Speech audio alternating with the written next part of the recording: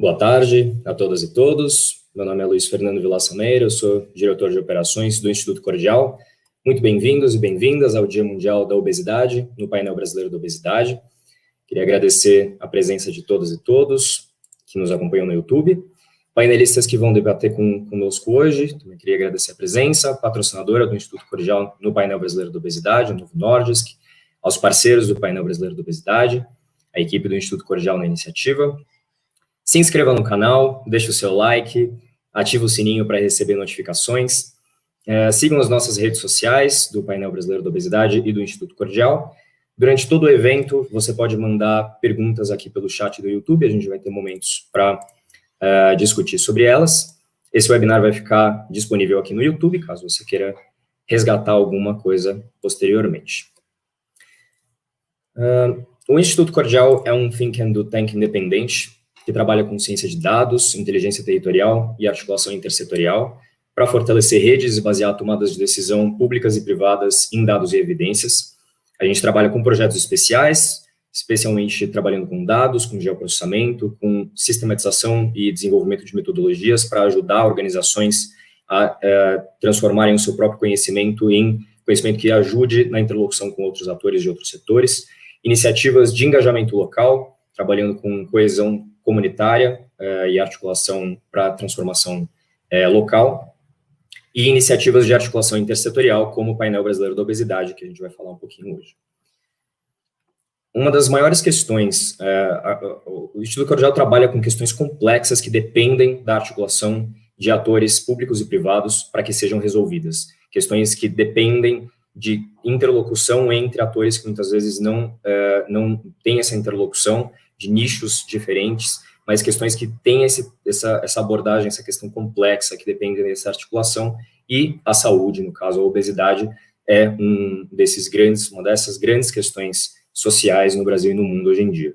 A gente tem 2 bilhões de adultos no mundo que sofrem com excesso de peso, 60% da população brasileira está acima do peso, 3 a cada 10 crianças estão acima do peso no Brasil, 25, quase 26% da população adulta brasileira é considerada obesa, e a obesidade vem aumentando ao longo dos últimos tempos. A gente teve um aumento de 72% nos últimos 13 anos, e ela é um dos fatores de risco mais frequentes de uma série de doenças. Tem especialistas que dizem 30, outros que dizem quase chegando a 200 comorbidades, para as quais a obesidade é um fator de risco, sendo que 3 das 4 principais causas de doenças crônicas não transmissíveis têm a obesidade como fator de risco. Então, é um desafio muito complexo, é um desafio muito grande, e o Dia Mundial da Obesidade é um momento muito importante em nível global, para que a gente tenha uma série de atores discutindo não só o tema, mas discutindo de forma articulada, e tenham interlocução, no momento em que todo mundo está discutindo sobre isso,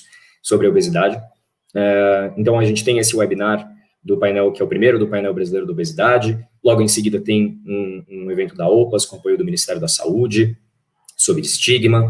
No sábado, um dia de conversa com especialistas em atividade voltada para pacientes, organizada pelo Instituto Obesidade Brasil, atividade que a gente apoia.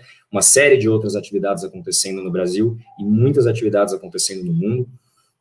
O dia está muito dinâmico, isso é uma ótima notícia. Para chamar a atenção sobre o tema, né? A missão do Dia Mundial da Obesidade é de aumentar a conscientização sobre as causas e ações necessárias, encorajar a promoção da mudança pelas pessoas, a mudança de política para construir sistemas de apoio e compartilhar experiências para um objetivo comum, estão sendo muito pautadas. A obesidade é um problema complexo que precisa ser trabalhado de forma articulada. Então, a gente vê vários nichos abordando ela por várias perspectivas diferentes, complementares e, às vezes, não tão alinhadas, trabalhando pela prevenção, pelo tratamento, pelo estigma, trabalhando como condição, como fator de risco, como doença, pensando sobre cirurgia bariátrica, pensando sobre medicamento, pensando sobre uma série de comorbidades, falando sobre ansiedade, depressão, obesidade infantil, atividade física, taxação de alimentos ultraprocessados, rotulagem. Tem uma série de abordagens e perspectivas que estão na mesa ao mesmo tempo, né? E é um desafio muito grande trabalhar com essa articulação, sendo que essa articulação é necessária, ela é muito importante para que a gente consiga todo mundo trabalhar junto. E esse é o objetivo do painel brasileiro da obesidade, contribuir para esse processo, o objetivo de mapear e compreender os diversos fatores, perspectivas e dados relacionados à obesidade no Brasil, identificando e aproximando nichos e agendas atualmente segregadas que possam vir a atuar em sinergia para futuras estratégias e protocolos integrados e articulados, e potencializar, isso é muito importante, potencializar ações que já estão sendo realizadas, né? Então, identificar conflitos, sinergias e ajudar a que as coisas fluam de forma cada vez mais articulada. A gente queria agradecer imensamente, então, aos nossos parceiros no painel brasileiro da obesidade, a ABESO, Associação Brasileira para o Estudo da Obesidade e da Síndrome Metabólica, a ACT, Promoção da Saúde, a World Obesity Federation, o LAVA, Laboratório de Vida Ativa da UERJ, e o NEBIM, Núcleo de Epidemiologia e Biologia da Nutrição da UERJ. Também queria agradecer a nossa patrocinadora, a Novo Nordisk, que tem sido muito parceira também nesse processo. O painel brasileiro da obesidade está estruturado em 5 eixos de trabalho. A gente está realizando a gente vem realizando um grande levantamento de referências, estudos e fatores e questões sobre, e atores e fatores sobre vários nichos e perspectivas complementares sobre a obesidade no Brasil, buscando criar uma biblioteca de referências por nichos que ajude todos a terem essa visibilidade dessas questões, um mapeamento de redes de atores e entidades relacionadas à obesidade no Brasil, fazendo um mapeamento de como eles se relacionam, como eles estão organizados, quais são pontes e conflitos e sinergias entre esses grupos e nichos de atores. Atividades e encontros, então com oficinas e eventos intersetoriais para identificação de conflitos e sinergias. Dados e análise, trabalhando com a identificação de fontes de dados que falem sobre obesidade no país, relacionando bancos e pautando dados eventualmente inexistentes que possam ser importantes para responder algumas perguntas. E conhecimento, agendas de ação, trabalhando com a sistematização de todo esse conhecimento, sintetizando, disseminando isso para ajudar todos os atores que puderem trabalhar, que venham a atuar cada vez mais de forma articulada, pensando em agendas de ação articulada, né, de forma mais integrada. Então, rapidamente falando sobre o mapeamento de rede, é muito importante que todas as entidades que trabalham é um trabalho contínuo, é um trabalho que vai ser feito ao longo do tempo, e nesse momento a gente está fazendo ele da forma mais densa possível. Então, é importante que todas as entidades preencham o mapeamento de rede, ele está disponível no site do Instituto Cordial, do painel brasileiro da obesidade, no site do Instituto Cordial, para que a gente enxergue esse universo de entidades. E as atividades e encontros, a gente vai ter, ao longo das próximas 2 semanas, 3 oficinas em que todos podem se inscrever. Então, a gente vai ter, nesse ciclo de atividades, 3 grandes blocos de atividade, hoje, que é o Dia Mundial da Obesidade, as 3 oficinas ao longo das próximas 2 semanas, e lá para o final de abril, talvez começo de maio, a gente vai fazer um evento final de lançamento desse documento sintético e com a agenda propositiva de articulação. As oficinas das próximas 3 semanas, elas estão divididas entre prevenção, tratamento e estigma. Cada oficina tem algumas mesas de discussão, então fica aí também o convite para todo mundo se inscrever até domingo, pelo link que está na descrição do vídeo e pelo site do Instituto Cordial, pelo site do painel no Instituto Cordial. Então, queria agradecer muito aos nossos painelistas de hoje. A gente vai ter uma mesas que são compostas pelo board de parceiros do painel, que vão apresentar suas perspectivas, diversas abordagens e questões em eixos transversais que a gente vem investigando, longe de esgotar os assuntos sobre obesidade, mas trazendo uma visão desse grande universo, e é muito importante da gente entender isso como um marco importante de uma grande luta, né, que vem acontecendo com grandes organizações trabalhando com isso no Brasil e no mundo.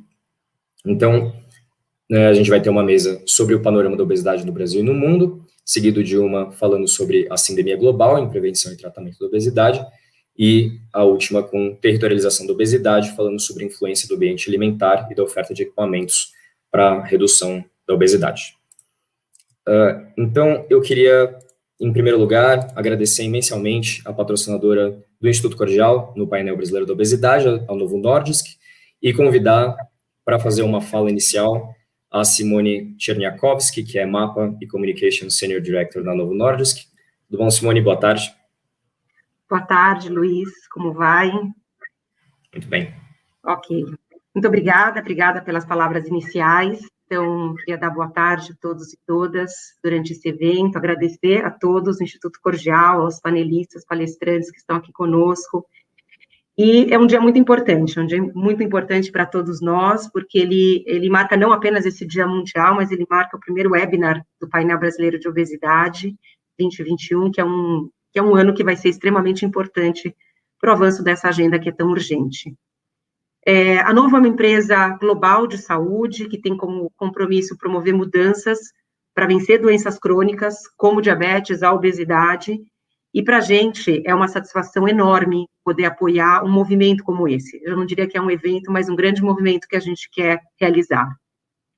Quando a gente fala em promover mudanças, a gente está se referindo muito mais do que apenas a questão de desenvolver e fornecer medicamentos melhores e cada vez mais modernos. Por quê? A obesidade é uma doença crônica, assim como o diabetes, e a gente precisa garantir outras formas de que isso chegue às pessoas que mais precisem desses tratamentos, mas garantir também um atendimento multidisciplinar da doença e buscar estratégias efetivas, também de prevenção, para que a gente possa agir para evitar o sobrepeso e a evolução da doença em nível populacional. Então, é um desafio muito grande. Os números mostram o tamanho desse desafio, conforme o Luiz já mostrou, a gente tem 2 bilhões de pessoas no mundo com sobrepeso, 650 milhões de pessoas com obesidade. O Brasil não está bem nesse ranking, infelizmente. Os dados mostram que 55% da nossa população já tem sobrepeso ou obesidade. E mais do que isso, existe um vazio assistencial no sistema público de saúde, quando o assunto é o atendimento a essa pessoa com obesidade. Políticas existentes, elas focam primordialmente em promoção de hábitos saudáveis, que são importantes, sem dúvida, mas sabemos que não é suficiente.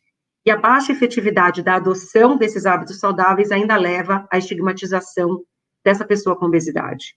É um tipo de desafio que não se vence sozinho, como vocês podem observar, como o Luiz falou, e a importância desses espaços como esse vem ao encontro do tamanho do nosso desafio. A gente só vai ter chance de mudar esse cenário com discussões que sejam qualificadas e que reúnam diferentes stakeholders e que encarem a obesidade como doença crônica, epidêmica e multifatorial, como ela é. Felizmente, vemos que a agenda tem avançado muito nos últimos anos, conforme iniciativas como essa, em várias partes do mundo. Já vemos um avanço na luta contra o estigma associado a essas pessoas com obesidade, e já temos o reconhecimento da doença como uma doença crônica por um órgão de grande relevância, que é a Organização Mundial da Saúde. Mas a gente sabe que o caminho pela frente, ele é longo. A gente precisa formar consensos para avançar nessa agenda no SUS e outras políticas públicas, e encarar essa pandemia ou essa sindemia a partir de diferentes perspectivas que vão além da saúde, né? Porque falar da obesidade também é falar de economia, porque é uma doença que tem um impacto tão grande que ele traz impactos nessa área também para o país. E a questão falar disso é falar também do acesso à alimentação de qualidade para toda a população, além do fornecimento de estruturas e programas que incentivem a atividade física e que possam rever o ambiente obesogênico que temos hoje no Brasil e no mundo. Então, por isso, uma agenda tão importante, tão difícil, mas que, por ser composta por tantas diferentes vozes, entendimentos e objetivos, a gente acha que a gente pode chegar a termos comuns. A Novo acredita na colaboração como forma de encarar as DCNTs e me permitam comentar de projetos que nós já realizamos no passado. Um deles é o Glicamelito, que é um projeto que foi lançado em 2019 aqui no Brasil, em parceria com o CONASEMS, que é o Conselho Nacional de Secretários Municipais de Saúde, para qualificar o atendimento às pessoas com diabetes do tipo 1 no SUS. Ainda na área do diabetes, existe uma iniciativa global, que ainda não está no Brasil, que é o City Changing Diabetes. Os convido a conhecer o programa através do site, que é realizada com o poder público de 35 cidades no mundo todo, para mapear como o ambiente urbano ele pode influenciar no desenvolvimento do diabetes, além de formas para transformar essa realidade, para que, de fato, as cidades possam promover mudanças benéficas para a saúde da sua população. Olhando especificamente para a obesidade, a gente realiza em 11 países o Open é um acrônimo para Obesity Policy Engagement Network, uma grande rede de engajamento em políticas de obesidade, que é uma iniciativa que tem justamente como objetivo reunir diferentes stakeholders para discutir e implementar mudanças em políticas públicas para melhorar o cuidado com a obesidade. Ela foi uma iniciativa que nasceu há 2 anos atrás, com instituições, em parceria com instituições como a EASO, que é a Associação Europeia para o Estudo da Obesidade, a Obesity Action Coalition, que é uma grande organização de advocacy em obesidade nos Estados Unidos, e a própria World Obesity Federation, que hoje está representada aqui pela Olivia, entre outros parceiros. Já no campo da informação, é tão fundamental falarmos de uma doença como essa, que demanda uma equipe multidisciplinar em tratamento. Realizamos desde 2016 um movimento chamado Saúde Não Se Pesa, em parceria com a BESO, representado também aqui pela doutora Cíntia Cercato. São quase 5 anos, ou seja, mais de 5 anos, na verdade, nesse movimento, desenvolvendo diferentes campanhas informativas e ações físicas e online para impactar milhões de brasileiros com alerta de que a obesidade é uma doença crônica, que demanda atendimento médico especializado e incentivando o primeiro passo para a realização desse tratamento. E não menos importante, um desafio que foi lançado recentemente, chamado Desafio da Alimentação Saudável, em inglês The Health Food Challenge, que foi anunciado em janeiro pela Novo Global, feito em parceria com uma fundação chamada EAT, E-A-T. E a intenção é premiar projetos e programas inovadores de prevenção à obesidade, promovendo ambientes alimentares sustentáveis e saudáveis para pessoas carentes. O desafio, como eu disse, é uma iniciativa global e ainda aceita inscrições de comunidades, de instituições, de organizações públicas e privadas, entre outros. Ainda esse o The Health Food Challenge, ele terá diversas fases e, ao final, as 3 melhores ideias podem receber $1.000 para serem implementadas. Também os convido a acessar o site thehealthyfoodchallenge.com para vocês encontrarem mais informações. E é por acreditarmos num consenso gerado por esse tipo de parceria que estamos aqui hoje no painel brasileiro de obesidade, que é um espaço para discussão qualificada, facilitar o diálogo intersetorial entre os diferentes stakeholders e atingir esse objetivo comum. Com esse tipo de ação que a gente pode ver crescer esse movimento por uma abordagem efetiva da obesidade em nível regional e nacional, com mapeamento de redes, coleta de dados, conforme o Luiz já abordou. E a gente espera, de fato, ver com isso desdobramentos para que isso se torne um movimento fixo e constante, né, ou seja, algo além do que ocorre no Dia Mundial da Obesidade, mas algo que comece e que tenha um tempo grande de maturação. Vimos toda essa organização acontecer e conquistar espaços imensos, como, por exemplo, em outros casos que discutem, por exemplo, o tratamento do câncer, né? O nosso desafio é gigante, a nossa estrada é longa, mas é muito bom ter aqui vocês conosco para fazer essa discussão. Eu agradeço novamente, Luiz, Felipe, a todos os nossos panelistas e desejo um bom evento para todos e todas. Um abraço. Muito obrigado, Simone. Agora, para compor a nossa primeira mesa, eu queria chamar, primeiramente, a gente vai falar sobre o panorama da obesidade no Brasil e no mundo. Eu queria chamar para compor a mesa primeiro a Olivia Cavalcante, que é diretora de Ciência e Educação da World Obesity Federation. Muito boa tarde, Olivia, tudo bom? Oi, boa tarde. Para mim, quase boa noite. Boa noite. Olivia, eu acho que enquanto a Cíntia está entrando, se você quiser começar a apresentação, a palavra é sua. Então, deixa eu só começar aqui a compartilhar a minha tela.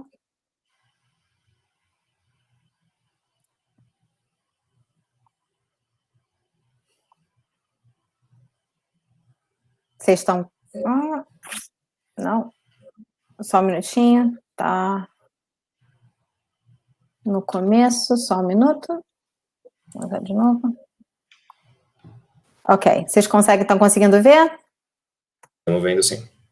Ok, eu sei que não temos muito tempo, mas eu realmente queria dar uma ideia do que está acontecendo no mundo, quais são os níveis de obesidade, para até entender melhor como o Brasil se coloca nessa perspectiva mundial. Então, eu vou rapidamente falar da prevalência global nas diferentes categorias.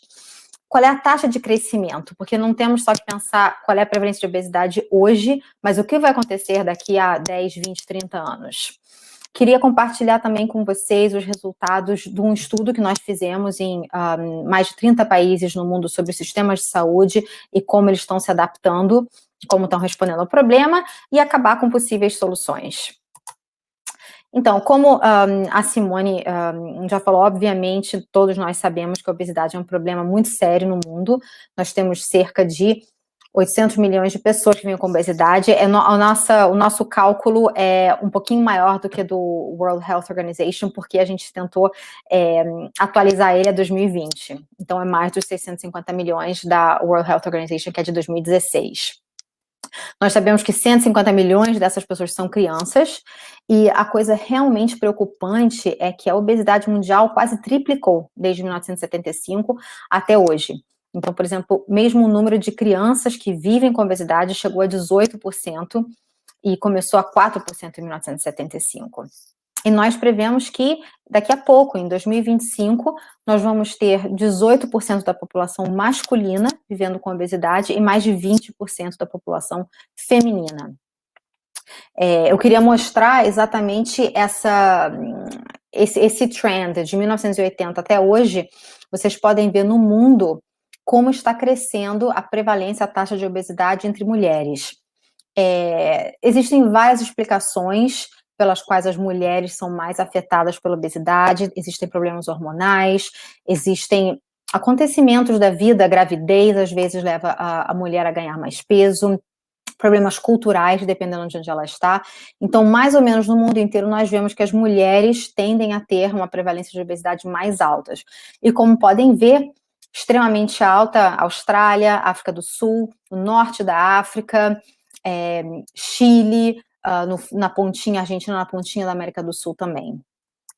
A situação não é muito melhor entre os homens, também temos taxas altíssimas e crescendo rapidamente nos últimos 30, 40 anos, como podem ver, um pouco menos, principalmente na região, no continente africano.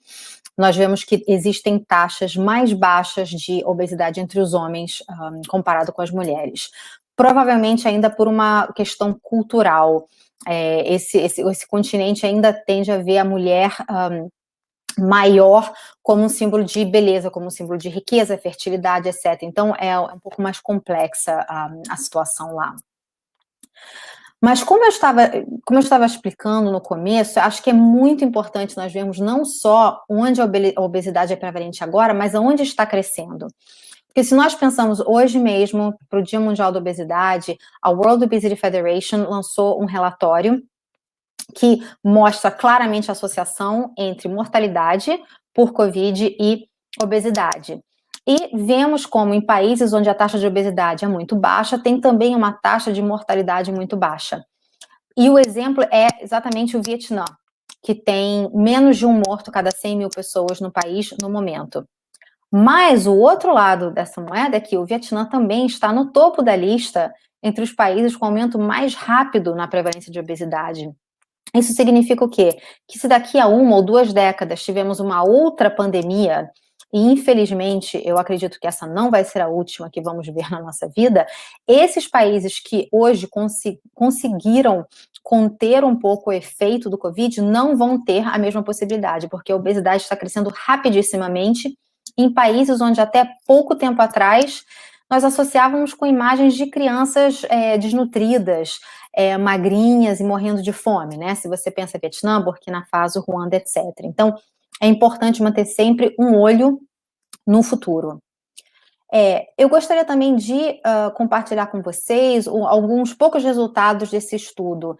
O estudo MAPS, que nós fizemos entre 2018 e 2019, foram 2 anos de entrevistas em quase 70 países pelo mundo. É um estudo qualitativo, onde realmente queríamos entender se e quanto os serviços nacionais de saúde estão prontos para tratar a obesidade. Alguma dos findings, das coisas que nós encontramos, como, por exemplo, como acontece o financiamento desse tratamento. Nós vemos que em 37 países, pagamento direto, quer dizer, do próprio bolso, é a fonte principal. E apenas 4 países, pouquíssimos, tinham financiamento público ou cobertura com seguro de saúde como principal fonte de financiamento para tratamento da obesidade. E ainda muito grave, vemos também que mesmo quando existe uma cobertura, ou pelo governo, ou pelo sistema de saúde, a lista de espera é extremamente longa, o que às vezes até dificulta qualquer tipo de tratamento, seja farmacoterapia ou cirurgia, etc. Nós analisamos também o reconhecimento da obesidade como doença.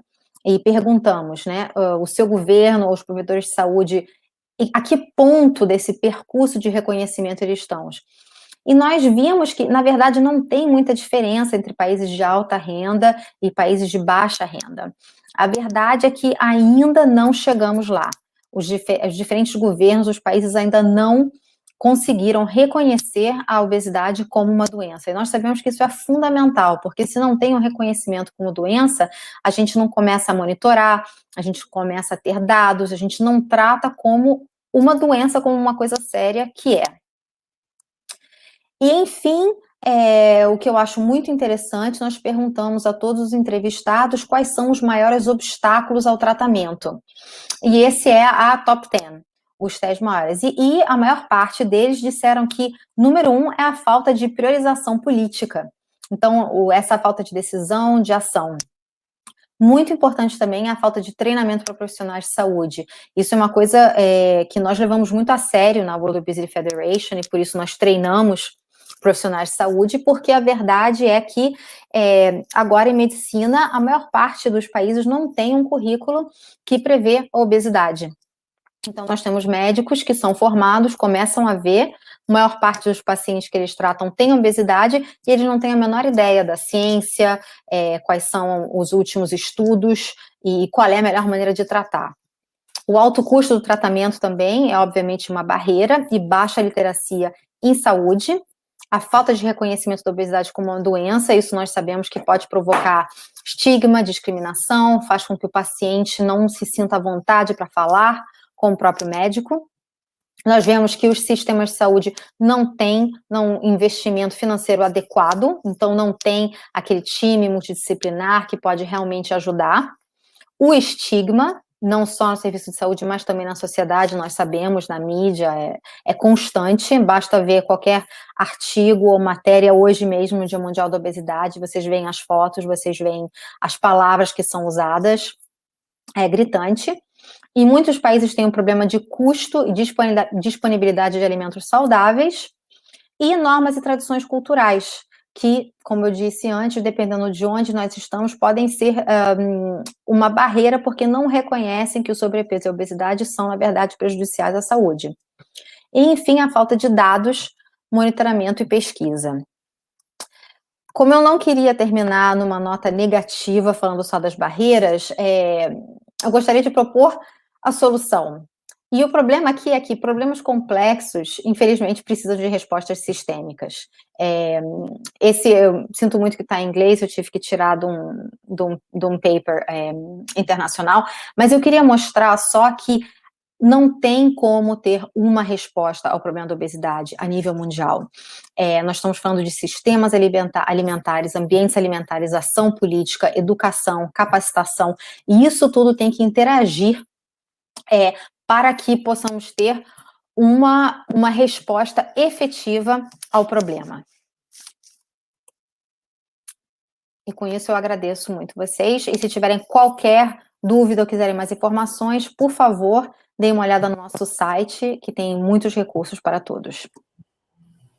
Muito obrigado, Olivia. Muito, muito legal e muito bom ter uma representante com essa, assim, participando da mesa e participando do painel brasileiro da obesidade, trazendo essa visão global e trazendo essa perspectiva sistêmica que a gente busca trabalhar e contribuir também no nível nacional, né? Muito obrigado. Prazer. Queria chamar agora a doutora Cíntia Cercato, presidente da ABESA. Tudo bom, Cíntia? Boa tarde. Boa tarde a todos. Um prazer estar aqui participando dessa mesa. Cíntia, a palavra é sua. Eu vou compartilhar aqui a minha apresentação e vou pedir que vocês me avisem se a apresentação está...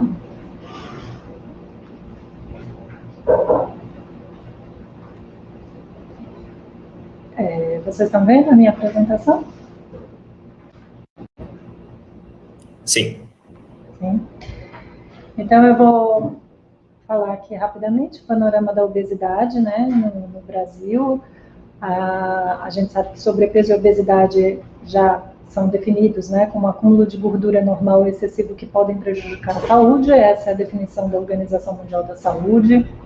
Em 2013, a Associação Médica Americana, ela reconheceu a obesidade como doença, isso foi um marco. E nas diretrizes brasileiras de obesidade publicadas em 2016 pela ABESO, a ABESO já traz a questão de que a obesidade ela é uma doença e uma doença crônica, recidivante, complexa, né? E que, portanto, ela precisa de uma abordagem contínua durante o seu tratamento.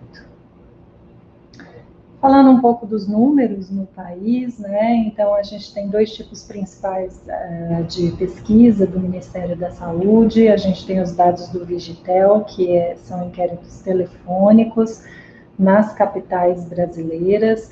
Esse inquérito ele acontece desde 2006 e a gente tem esses últimos dados, né, mostrando que realmente a prevalência da obesidade, ela cresceu 72%, atingindo aqui 20% da população brasileira.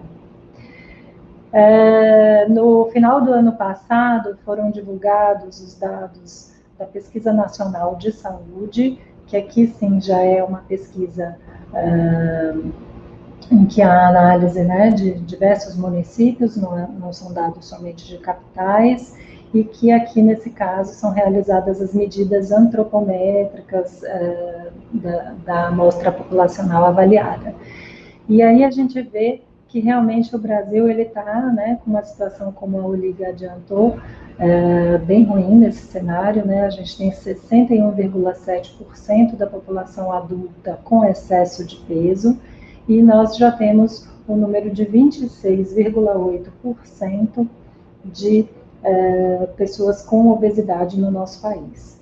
Esse dado, quando a gente avalia, por exemplo, por gênero, né, então, mostrando aqui o que a Olívia já tinha mostrado, né, no mundo, a prevalência da obesidade ela é muito maior no sexo feminino do que no masculino, né? Então, quando a gente avalia aqui por gênero, 1 em cada 3 mulheres brasileiras está com obesidade no nosso país. Então, realmente, esse é um número que chama bastante atenção. E se a gente avalia, né, desde 2002 para cá, né, os dados, a gente tem visto que realmente a obesidade ela praticamente dobrou em um período muito curto de tempo, né? Em cerca de 16 anos a gente vê que a prevalência da obesidade ela dobrou no nosso país. O problema não atinge apenas a população adulta, né? A gente tem aqui os dados dessa Pesquisa Nacional de Saúde de 2019, mostrando que 1 a cada 4 adolescentes de 15 a 17 anos tem excesso de peso, né? Então aqui a gente consegue ver aqui a prevalência de obesidade de 6,7%. E para mim, eu acho que o que é mais significativo é verificar que crianças tão pequenas, elas já têm uma alta prevalência de obesidade, né? Quando a gente vê aqui esse dado de crianças de 5 a 9 anos, 1 em 3 crianças de 5 a 9 anos já tem excesso de peso, né? E nessa pesquisa, dos dados do Ministério da Saúde, foram avaliados também alguns hábitos e comportamento alimentar, né?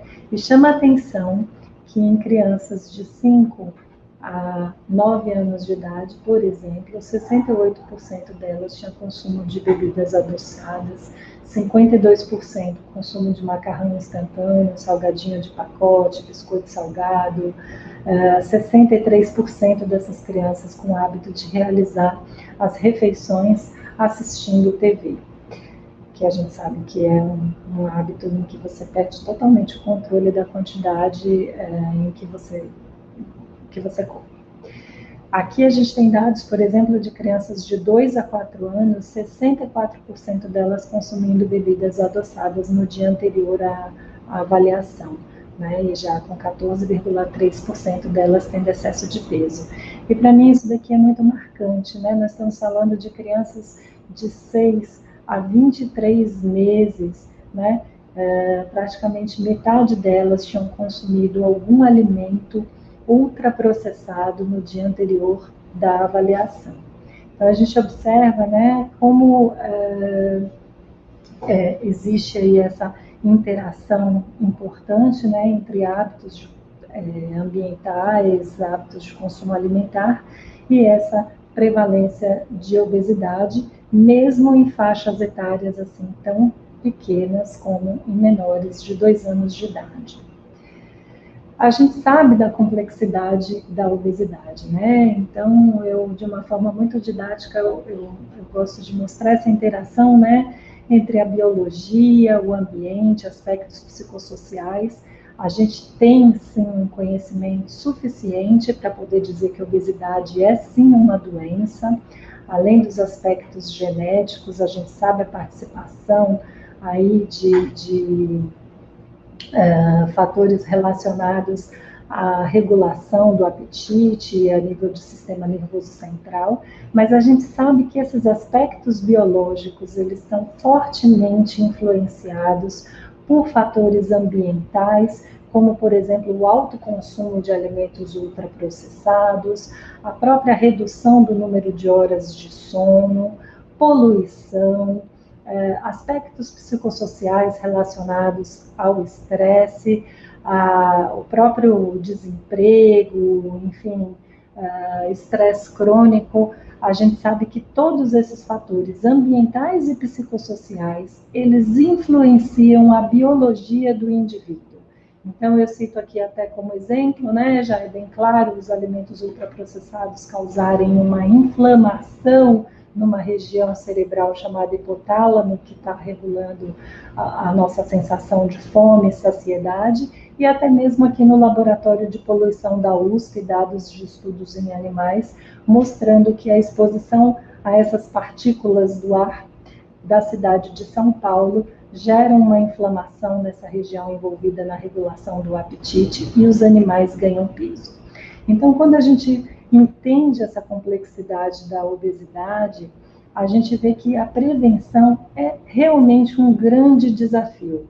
Porque quando a gente fala em prevenção, a gente está falando em coisas bem desafiadoras como melhorar o ambiente, né? Então, realmente essa necessidade de ação em múltiplos setores, não apenas na questão do cuidado da saúde ou mesmo medidas preventivas em relação à alimentação, enfim, a gente vê aqui a importância de educação, economia, mobilidade urbana, segurança pública.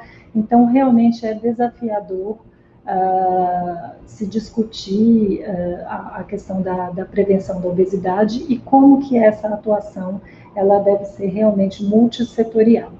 E eu termino aqui agradecendo, dizendo que hoje, para a ABESO, é muito importante o Dia Mundial da Obesidade. A gente está trabalhando na nossa campanha o cuidar de todas as formas, e quando a gente fala de cuidar de todas as formas, a gente fala em cuidar do estigma, cuidar do ponto de vista médico, cuidar para que políticas de saúde sejam realmente colocadas em prática, né, para que a gente possa promover um ambiente mais saudável. Essa é uma campanha da ABESO da ESBEM, com o apoio da Federação Mundial de Obesidade, e eu termino aqui até fazendo um convite, aproveitando aqui a audiência, de que hoje a nossa campanha terá como abertura dela, né? A gente tem a honra de ter a participação do professor Carlos Monteiro, numa live às 19 horas, justamente discutindo o papel dos alimentos ultraprocessados e a sua relação com a obesidade. Ele que foi tão importante aqui para o Guia Alimentar da População Brasileira, que realmente é um orgulho para todos nós no Brasil e que é elogiado mundialmente. Então, muito obrigada. tentar voltar aqui. Obrigado, Cíntia. Muito bacana, inclusive, a menção também aos fatores ambientais, incluindo mobilidade urbana. A gente vai ter, na terceira mesa, uma abordagem que vai até discutir sobre isso, e essa perspectiva também muito da complexidade do assunto, né? E para discutir agora rapidamente sobre algumas questões, eu queria chamar a Olivia de volta para a mesa. Eu vou colocar duas perguntas para vocês aqui, daí eu deixo vocês respondendo como vocês acharem que é melhor. As duas mostraram dados no Brasil e no mundo sobre a obesidade. Queria fazer uma primeira pergunta, considerando o que os dados mostram, né, o que a gente sabe sobre obesidade, quais os limites que existem nos dados existentes e o que eles não, o que os dados não mostram, que dados faltam para a gente, que outros dados poderiam existir que são importantes que a gente tivesse. Essa é a primeira questão. E a segunda, até emendando com o que a Thaís dos Santos comentou, fez a pergunta no chat do YouTube, ela perguntou quais são os critérios para diagnosticar uma pessoa com obesidade, se está resumido ao IMC. Então, complemento isso, colocando que, ao mesmo tempo que é um indicador barato e fácil de ser medido em nível nacional, pensando em política pública, mas quais ressalvas a gente precisa ter com relação a ele e quais outras alternativas a gente poderia ter. Vou deixar essas duas perguntas com vocês. Daí, indo pela ordem, Olivia, se você quiser começar a responder. Sim, duas mulheres é educado demais. Não você. Eu gostaria de começar pelo IMC, porque a nível mundial, isso é um problema que nós temos. Obviamente, como foi dito, o IMC é um bom instrumento, é uma medida boa, ela é barata e ela ajuda a fazer comparações entre países, então isso é ótimo. Mas acho muito importante, além dos vários problemas que tem, que você não consegue entender exatamente qual é a diferença entre músculo e gordura, onde a gordura está localizada no corpo, etc., eu acho que nós não falamos suficientemente do fato que o IMC foi construído com dados de homens europeus, homens brancos. E nós continuamos hoje usando o IMC para analisar medidas de mulheres e de pessoas de todas as raças no mundo inteiro. Isso, na verdade, não faz muito sentido. Nós sabemos já que, por exemplo, para os asiáticos, nós temos que usar categorias diferentes. Acima de um IMC de 25, os asiáticos começam a ter uma série de riscos maiores. Os mesmos que na população branca você tem com o IMC acima de 30. Nós trabalhamos bastante com o Médio Oriente.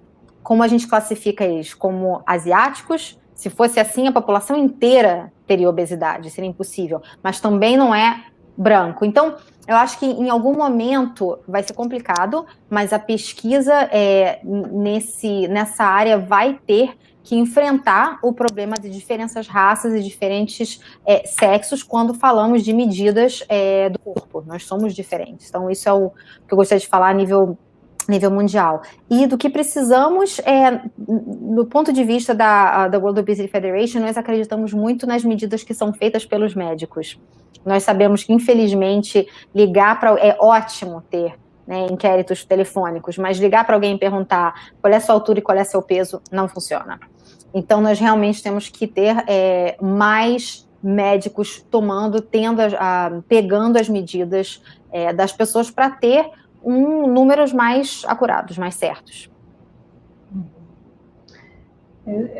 Eu concordo, né, com tudo que a Olivia trouxe, né? Então, voltando assim aos nossos limites, né, respondendo, Luísa, ao seu questionamento, e respondendo um pouco as duas perguntas, eu acho que para a gente ia ser super interessante se a gente conseguisse realmente poder ter dados mais robustos, populacionais, em relação à distribuição de gordura, mas isso se torna inviável. A gente sabe que, por exemplo, a medida do IMC é uma medida que vai ter pouco erro, né? Medir uma altura, medir um peso, o erro é muito pequeno. Agora, quando a gente vai fazer a medida, por exemplo, de uma circunferência abdominal, a gente sabe que essa medida ela vai sofrer uma série de erros, né? Eu complemento aqui a resposta da Olivia, né, de quando a gente fala dos inquéritos aqui brasileiros. O Vigitel, a gente sabe das limitações do Vigitel, mas o Vigitel é barato, é simples, você pode fazer mais vezes, né? Os inquéritos em que você faz as medidas antropométricas, a gente viu aí a diferença, são 2 inquéritos de 2019 e a gente vê que o Vigitel ele tende a subestimar, né, as medidas de obesidade. Isso daí a gente sabe que quando o peso e a altura são referidos, a gente costuma ter uma subestimativa, né, e os dados antropométricos, né, que são realizados, só complementando, né, Olivia, não somente médicos, né, todos os profissionais de saúde que participam dessas pesquisas, todos os técnicos, totalmente habilitados, capacitados, né, então o que a Olivia quis chamar a atenção aqui foi a questão de que é importante a medida realizada, né, aquela que você vai, pega o indivíduo, pesa, mede, calcula, do que essa medida que o próprio paciente fala pelo telefone qual é o seu peso, qual é a sua altura, né? Então, acho que esse é em relação a essa questão de IMC, populacionalmente é o mais simples que a gente consegue fazer, né? Aqui nas nossas diretrizes, e aqui trazendo um pouco para o Brasil, rapidamente, a nossa população é totalmente miscigenada, né? Então, quando a gente vai definir assim, um IMC, a gente sabe que aqui a gente tem muitos descendentes, né, de japoneses, enfim, quando a gente vai usar um critério, por exemplo, de circunferência abdominal, também a gente tem essa coisa, que circunferência eu vou usar? Eu vou usar do sul-americano, eu vou usar o do europeu, eu vou usar o do caucasiano, né, e a gente tem essa questão aqui no nosso país, mas são as limitações mesmo dos métodos. Tabeli Flauzino, inclusive, pergunta se isso impacta também a população negra, pensando nessa miscigenação também do país, né, que a própria população Sim. dentro do país também tem as suas especificidades. Né? Tem uma pergunta do Fórum Intersetorial para Combate às DCNTs no Brasil também, perguntando se tem dados sobre o impacto da pandemia no Covid-19 sobre o peso corpóreo e obesidade no Brasil e no mundo. Sim, eu aconselho a dar uma olhada no relatório que nós publicamos hoje sobre isso, especificamente.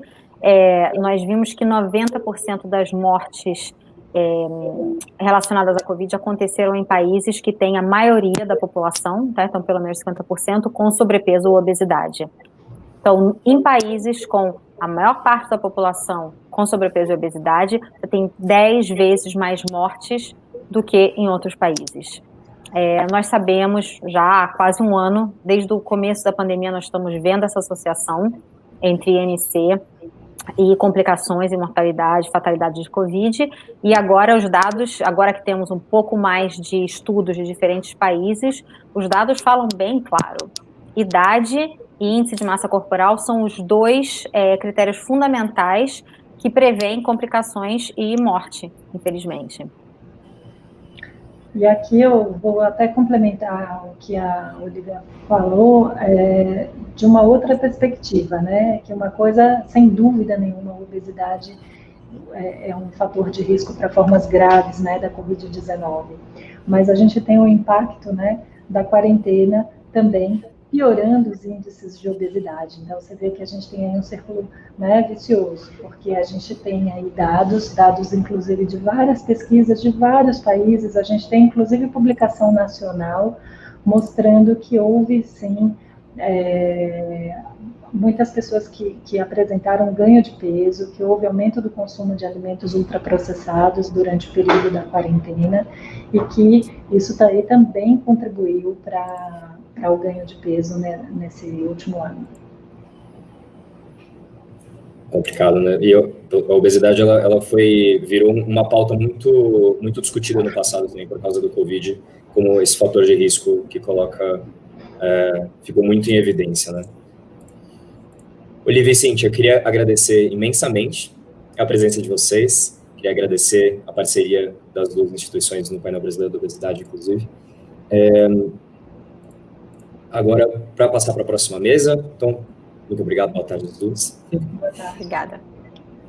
Para passar para a próxima mesa, eu queria passar a palavra para Doralice, que é a Doralice Ramos, que é a nossa consultora especialista em obesidade no Instituto Cordial e no painel brasileiro da obesidade, para conduzir a próxima mesa. Tudo bem, Doralice? Boa tarde. Tudo bem, boa tarde, Luiz. Sejam todos e todas bem-vindos ao evento. Vamos começar agora a mesa 2, Sindemia Global, Prevenção e Tratamento da Obesidade. Quero chamar para a mesa Paula Jones, diretora da CT Promoção da Saúde, e Roseli Sichieri, do NEBIM UERJ. Obrigada pela participação. Boa tarde. Coloco agora a palavra para Paula Jones. Pode colocar sua apresentação.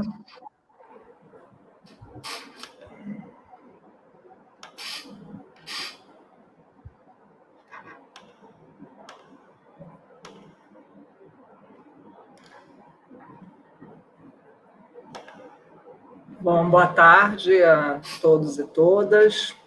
É um prazer participar aí desse debate, né? Um tema com tantas, enfim, que pode ser visto de tantos ângulos, né? Com tantas questões. Agora que já excelente é esse primeiro painel, contextualizando, né? Trazendo os números assustadores. E eu vou trazer aqui agora, né? Vocês podem ver que está sublinhado aí, né? O aspecto da prevenção e um pouco, muito brevemente, sobre a sindemia global e o que isso significa, né? Então, assim, por que a gente, agora que a gente olhou para os dados, e obviamente sem querer minimizar a importância ou negligenciar a importância do tratamento, se a gente simultaneamente não tomar as medidas necessárias de prevenção, a gente vai estar enxugando gelo, né? As metas, elas são tímidas a nível global, a nível nacional, a gente tem metas de não crescimento e estamos vendo que é um problema de saúde pública gravíssimo, né? Então, falando um pouco desse relatório, né? Eu acho que já a Olivia falou um pouco que a gente é um problema complexo, que ele tem as soluções também devem ser estruturais, devem ser sistêmicas. Vou falar muito brevemente, eu coloquei aí o link, né, seja da versão traduzida para português desse relatório, que foi comissionado pela World Obesity Federation, né, que foi lançado em janeiro de 2019, e ele traz esse conceito como uma conjunção de 3 pandemias, que é a pandemia da obesidade, da desnutrição e das mudanças climáticas.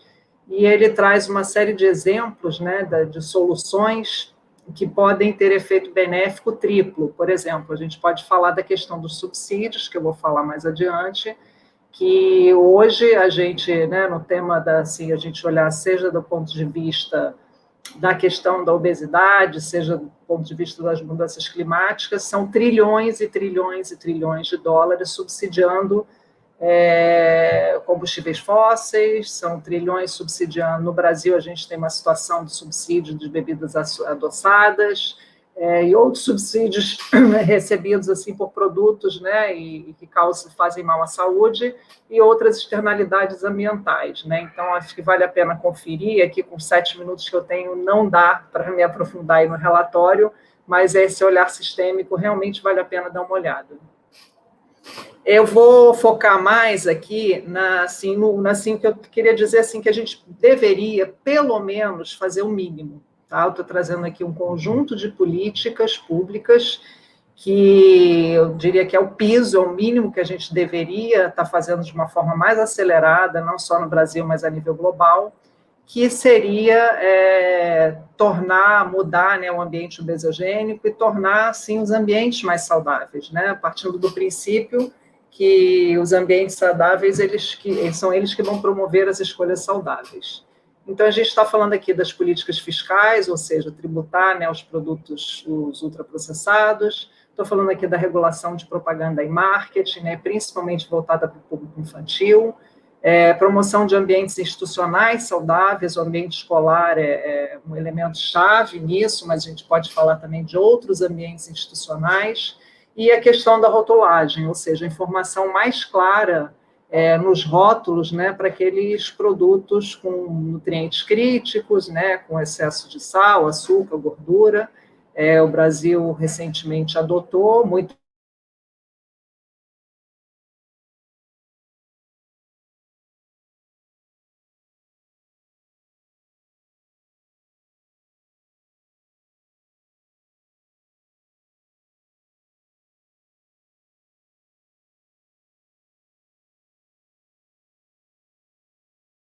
pouquíssimo tempo. Oi, pessoal. A gente conseguir avançar nelas.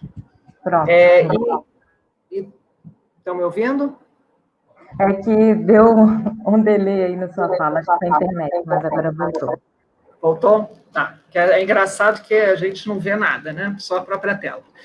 Bom, enfim, outra coisa é claro que tudo isso que eu estou falando tem como base o Guia Alimentar para a População Brasileira, que também tem sofrido ataques, né? Mas é a principal referência e elogiado mundialmente porque ele trata da alimentação também, né, que não é só uma questão de nutrientes, são a qualidade das dietas e como isso vem mudando ao longo do tempo. E traz recomendações muito simples para toda a população. Eu vou trazer aqui, dessas 4 políticas, né, em função do tempo, eu vou trazer aqui principalmente a questão da tributação, né? Estou deixando aí também, compartilhando aí um link que a gente está reunindo uma série de evidências sobre a tributação das bebidas adoçadas, com um estudo, inclusive, que traz as estimativas que isso seria uma medida boa para a economia, boa para a saúde, boa para a sociedade, que a gente tem buscado avançar nas discussões sobre esse tema, inclusive no âmbito da reforma tributária. Mas, além dessa questão de você tributar, né, você sobretributar os produtos, né, que tem um papel importante aí na obesidade, a gente precisa também falar, no caso do Brasil, do fim dos subsídios na Zona Franca de Manaus, que são bilionários, ou seja, a gente, além disso, além desse desafio que é conter essa pandemia da obesidade, a gente ainda tem o desafio de acabar com os incentivos que eles hoje recebem no país, né? Então, fica aqui também para quem quiser conhecer um pouco mais sobre as evidências que já existem sobre esse tema.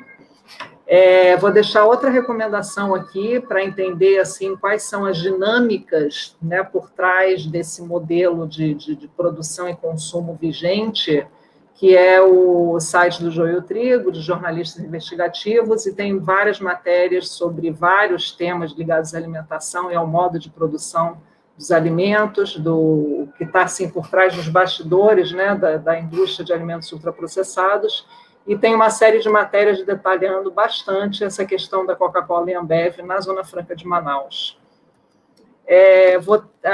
Qual é o principal obstáculo que a gente tem para conseguir avançar com essas políticas? Aí compartilho aqui uma citação da ex-diretora-geral da Organização Mundial da Saúde, na Conferência de Promoção da Saúde em 2013, que ainda está muito atual, né? A gente está falando de uma assimetria de forças muito grande, e a gente está falando que assim, os esforços para prevenir essas doenças não transmissíveis, né, e a obesidade entre elas, vão contra os interesses comerciais de poderosos operadores econômicos. Então, esse é um grande desafio para a promoção da saúde. Não é mais, né, classicamente, eu acho que a gente conseguiu avançar com essas medidas regulatórias no caso do tabaco, mas a gente ainda tem muito a avançar no caso da alimentação e no caso do álcool. Esse poder de mercado, né, essa simetria de força, essa simetria de poder, ele se traduz em poder político, e acaba que poucos governos priorizam a saúde sobre os grandes negócios. Nenhum país conseguiu reverter a sua epidemia de obesidade em todos os grupos etários. Isso não é uma falha da vontade dos indivíduos, né? Outra coisa importante de destacar é que a gente está falando aqui de mudanças que devem ser no ambiente e não responsabilizar só o indivíduo que está vivendo num ambiente completamente contrário à possibilidade de fazer essas escolhas. Para fechar aqui, esse modelo vigente de produção e consumo, e o alimento está na centralidade disso tudo, a gente está literalmente comendo o planeta Terra, e a gente está também superaquecido, e hoje a gente está consumindo para manter o padrão atual, a gente consome 1,6 planetas, né? Quer dizer, acho que chegou a hora da gente olhar realmente de uma forma mais sistêmica para esse desafio. E aí uma última imagem que chama muito a atenção, porque todos esses temas estão ligados, né, a questão da produção de alimento está intimamente ligada ao colapso da biodiversidade nesse modelo de produção vigente, também, né, as mudanças climáticas, e são ondas gigantescas que, muito além da Covid, a gente poderia aproveitar essa oportunidade para provocar essas mudanças sistêmicas que a gente precisa. Bom, o tempo é curto, era o que dava para agora. Muito obrigada. Muito obrigada, Paula, pela fala. É sempre bom te ouvir, é sempre esclarecedor, né, ter essa noção da realidade que a gente está vivendo. E acho que todo mundo está gostando muito, né, aqui no chat do YouTube, muita gente comentando, perguntando de esses documentos, que interessante. Quero agora passar a fala para a professora Roseli, colocar sua apresentação. Boa tarde, obrigada pelo convite. Estamos aí? Estão vendo? Ainda não. Está vindo. Pronto. Então, obrigado pelo convite. Eu vou dar continuidade ao que a Paula estava falando, né? Então, análise sindêmica, eu vou até nem falar muito, né? Essa questão da multicausalidade, e a gente tem uma baixa capacidade explicativa por conta disso. Isso é um projeto que a gente tem, chamado Obelisco, em que o desfecho é o índice de massa corporal, a última bolinha, e a gente tem todos esses fatores associados de segregação residencial, ambiente alimentar, e eu vou parar aqui para falar da saúde mental, né? Então, a saúde mental é importante em relação à obesidade, não só como um fator associado, mas também como, né, as nossas abordagens, né, o que a gente pode fazer, particularmente com adolescentes. Então, esse é um estudo recente, né, que olha nessas colunas estão 3 estudos do Reino Unido, de 86, 2005, 2015, nas primeiras colunas os meninos e nas outras as meninas. Então, o que esse estudo mostra, né? Que você fazer, algum momento na vida fazer, né, dieta, que são exercício e mexer no consumo alimentar, que são nossas estratégias, já era grande em 86 em meninas e continua grande em 2000, né, em 2015. A mudança, né, desse padrão nos meninos é que é muito grande, né, foi de 17 para 34.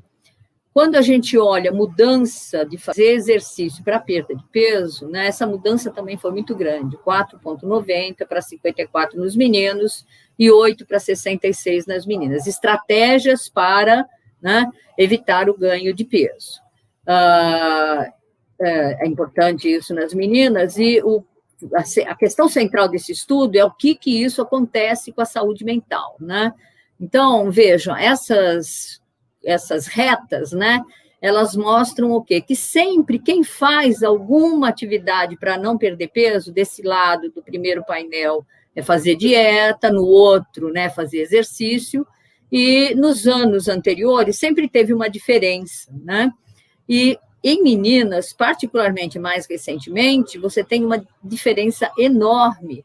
O que está no desfecho é uma medida de depressão. Então, quando você faz essas coisas que a gente usa fazer, né, para controlar o peso, você aumenta muito, né, a questão da depressão. Desse lado, para fazer dieta, e do outro lado, em azul, em 2015, as meninas para fazer exercício. Então, as estratégias que a gente tem, que é dieta e exercício, acabam gerando alteração na saúde mental, né? Outra coisa que eu falei que a gente tem que se dedicar, já foi dito aqui por todos antes de mim, é a questão dos ultraprocessados, que é 20% da energia dos produtos consumidos no Brasil, e quando a gente olha para o adolescente, isso é 25% desse consumo, né? Tem muita gente que fala, mas tudo que é ultraprocessado é ruim, tudo que você embala, no fim, acaba acontecendo algum problema, tá? Então, veja, uma inocente bala, além de tudo isso que tem aí, eu grifei o dióxido de titânio. Acho que poucos de vocês sabem que vocês comem dióxido de titânio, né? E quem precisa de dióxido de titânio? O dióxido de titânio é uma nanopartícula que está em vários medicamentos e seu uso está ficando cada vez mais difundido, e isso não está no rótulo de nada, né? Essas nanopartículas, já tem estudo mostrando que elas mexem com a microbiota, né? Elas mudam, né, essa composição da microbiota. Então, quando eu tenho as nanopartículas, essa mudança é para o lado, né, de ter uma microbiota menos saudável. Bom, se eu mexo numa pipoca é uma das coisas mais interessantes, né? Barata, rica em fibra, baixa em calorias. Quando eu ensaco a pipoca, o que acontece, né? Eu ponho uma das coisas piores que tem de consumo, que todo mundo já sabe, que é a gordura vegetal, que já deveria ter sido excluída da nossa alimentação, né? Então, você ensaca e piora a qualidade do alimento. Por isso que essa ideia, né, dos ultraprocessados é tão poderosa, né? Então, na verdade, a gente tem, né, vários microcomponentes dos alimentos que acabam gerando o que a gente chama de uma tempestade perfeita, né? Os pesticidas, os disruptors, né, que a gente é aquilo que muda na nossa função hormonal. Isso atua no indivíduo e aquela ideia, né, singela de que bastava você mexer na ingestão, na balancinha que está aí, né? Bastava mexer na ingestão e no gasto, né? Para você ter uma mudança, né? Você melhorar o seu peso, né? O seu IMC. Isso não é bem verdade. Vejam os dados do Brasil, né? Isso é a POF 2017-2018, e aqui nós estamos estratificando por segurança alimentar, né? Então, as primeiras colunas para segurança, e eu vou me concentrar nas últimas, que é insegurança severa. Insegurança severa quer dizer, insegurança alimentar severa quer dizer não ter comida para comer na casa. E eu classifiquei obesidade não só, né, como obesidade, mas em obesidade 1, e 2 e 3, que é mais de 35. Então, veja que são mulheres brasileiras onde a obesidade 2, 3 é tão frequente como o baixo peso nessas mulheres que não têm o que comer, né? E a gente tem estudos mais detalhados disso. Então, aquela balancinha do que come, né, e do que faz de atividade não explica muito a obesidade. A gente tem um outro lado disso, isso aqui são as curvas de IMC de brasileiros, né, que foram para o serviço militar de 78 a 2015. Como era de se esperar, a curva de IMC vai subindo, mas não a curva dos 15, né, do percentil 15, né, dos que eram menos obesos, né? Então, na verdade, na população, tem 15% da população que não tem susceptibilidade para engordar, e, por outro lado, tem uma parcela importante da população que tem alta susceptibilidade, que a gente nem entende direito de onde vem essa susceptibilidade. Eu vou mostrar algumas coisas da mudança de consumo no Brasil para também indicar em que caminho que a gente está indo. Todas as minhas figuras daqui para frente vão estar por quartos de renda. Isso também são os dados da POF, né, 2008 e 2009 em azul, 2017 e 2018 em vermelho.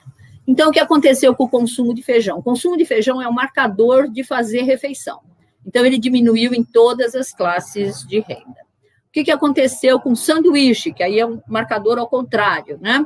Não estar fazendo refeição. Então, subiu muito em todas as classes de renda e dobrou, né, no primeiro quarto de renda, que são os mais pobres. Consumo de frutas, né, se reduziu nesse período em todas as classes de renda e, de forma muito importante, na menor classe de renda, né? Consumo de refrigerantes foi positivo, mas vejam que o consumo de refrigerantes, ele se reduziu mesmo na classe mais alta de renda, não era tão alto, mas a redução na classe mais baixa foi muito pequena. Essas mudanças são importantes porque a gente tem que entender aquilo que vai contribuir de forma importante para o consumo de energia. Esses são os dados de 2017 e 2018, onde nessa linha vermelha eu estou mostrando a média de consumo de energia. E as barrinhas é para quem referiu que consumiu, por exemplo, né, a mais alta barrinha aqui é quem consumiu bebidas com adição de açúcar, frios embutidos, biscoitos doces. Então, esses são os alimentos que mais marcam para a gente ter um consumo calórico muito grande. Carnes, né, eu quero falar isso, porque todo mundo quer comer carne vegetal, não sei o quê, né? Teve uma redução de 10 pontos percentuais para o consumo de carne. O consumo de carne é altamente implicado, né, na anemia, que é um problema de saúde pública no Brasil, e a anemia, né, aumentou. Isso aqui é ingestão inadequada de ferro entre mulheres, que é 30%, né, nessas mulheres adultas. Um outro marcador importante é o consumo de sódio, que foi alto, né, e continua sendo alto, acima do limite superior, a gente tem mais de 50% da população geral, e o consumo de açúcar de adição, né, também muito importante. Esse aumento não dá para valorizar muito, mas em vermelho dá para ver que nós estamos com consumos, né, em percentual de calorias muito altos, particularmente nos adolescentes, né? Tanto nas meninas quanto nos meninos. Então, quando a gente olha para a alimentação como um todo, né, a gente pode ver que a gente consegue separar desse pool de alimentos aquelas bebidas, né, que vão se relacionar com alta ingestão de energia, de gordura saturada, de gordura trans, que ficam acima da média populacional. Ou seja, a gente olhando esses dados consegue ver que bebidas com adição de açúcar, biscoito doce, frios embutidos, pizza e sanduíche são os alimentos marcadores de uma alimentação inadequada. E, por outro lado, a gente considera que o feijão seria um marcador de adequada alimentação. Bom, eu vou parar por aqui e a gente fica para discussão.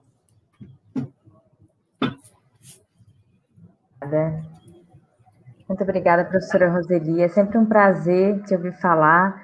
A gente sai, né, de qualquer momento que a senhora esteja falando, assim, cheia de informações, vamos lá, ler muitos artigos, vamos entender esse dióxido de titânio aí que a senhora falou. Aposto que muita gente deve estar aí pesquisando no Google quais produtos que têm esse tipo de componente.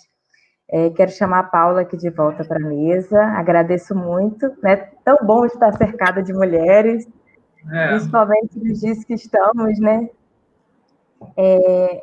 E com isso, assim, eu quero introduzir uma pergunta aqui do chat, muito interessante, assim, vocês duas podem ficar à vontade para responder. Da Thaís Marques. O aumento do preço dos alimentos in natura e minimamente processados, associados à diminuição do poder aquisitivo da população, também não estariam relacionados ao aumento de peso durante a pandemia? Aí podem ficar à vontade aí na ordem de fala. Vou deixar para a Roseli essa. Na verdade, o Nupens, né, do Carlos, eles viram que melhorou a qualidade da alimentação naquela coorte de mulheres que deve ser, não, né, mulheres muito pobres, mas óbvio que, vejam, 2018, os dados que eu estou mostrando da POF, já era um momento, né, comparado com o anterior, 10 anos antes, de salário baixo, né, de começo da crise, né, imagina que aquilo era o começo da crise, você já teve redução de todos os itens de consumo importantes, né? Só aumentou sanduíche. Agora, então, você imagina que aquela curva está, né, barranco abaixo, né? Eu diria que, com certeza.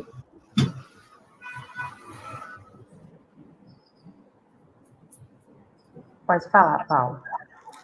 Bom, mas essa questão do preço, né, eu acho que em momentos de crise ou em não momentos de crise, ela é muito essencial, ela é muito fundamental, né? Eu acho que a gente tem que pensar um pouco a longo prazo, porque se a gente parar para analisar, os alimentos ultraprocessados, as bebidas adoçadas, eles são artificialmente baratos, né? Se a gente incluísse no preço final desses produtos o que eles custam à saúde humana, né, coloca aí o custo de tratamento de diabetes, né, todos os custos associados, né, outras doenças crônicas, as externalidades relativas ao meio ambiente, o custo não seria o que ele é.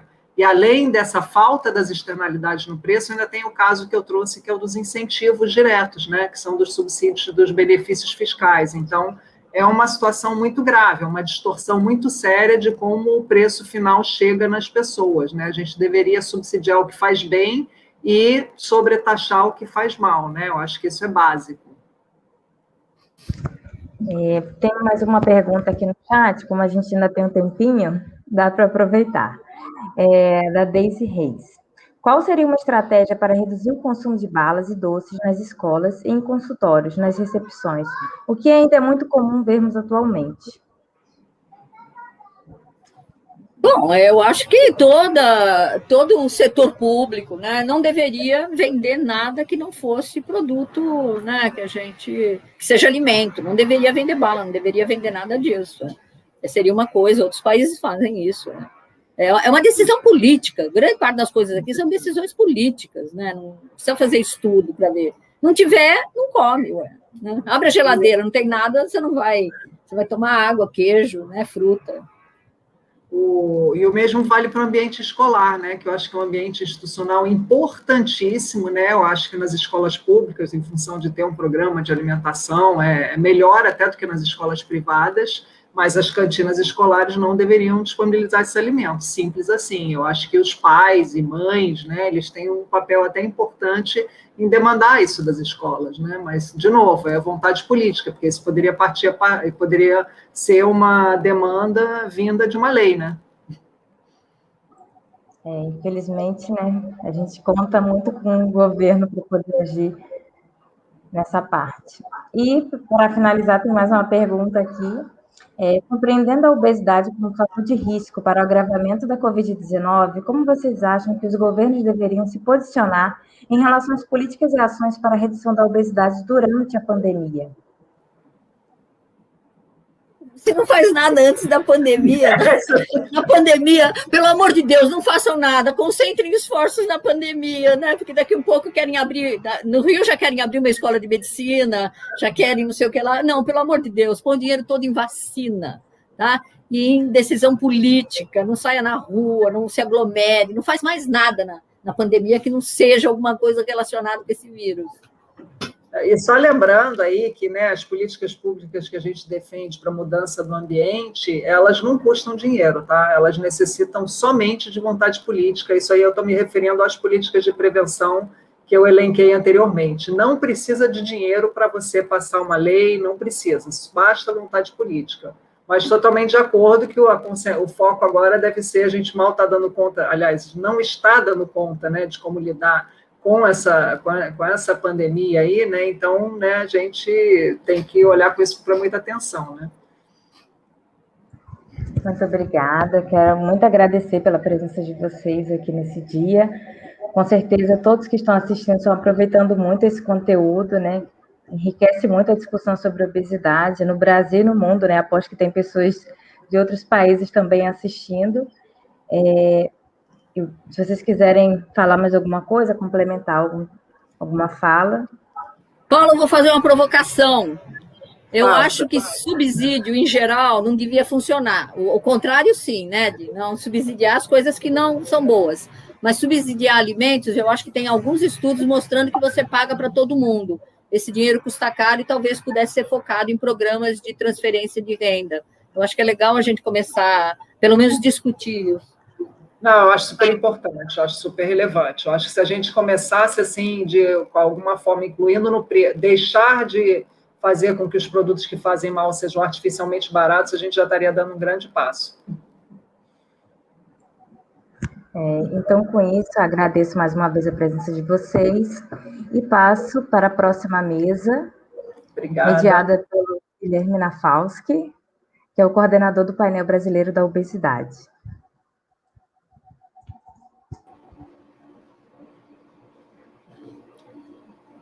Olá.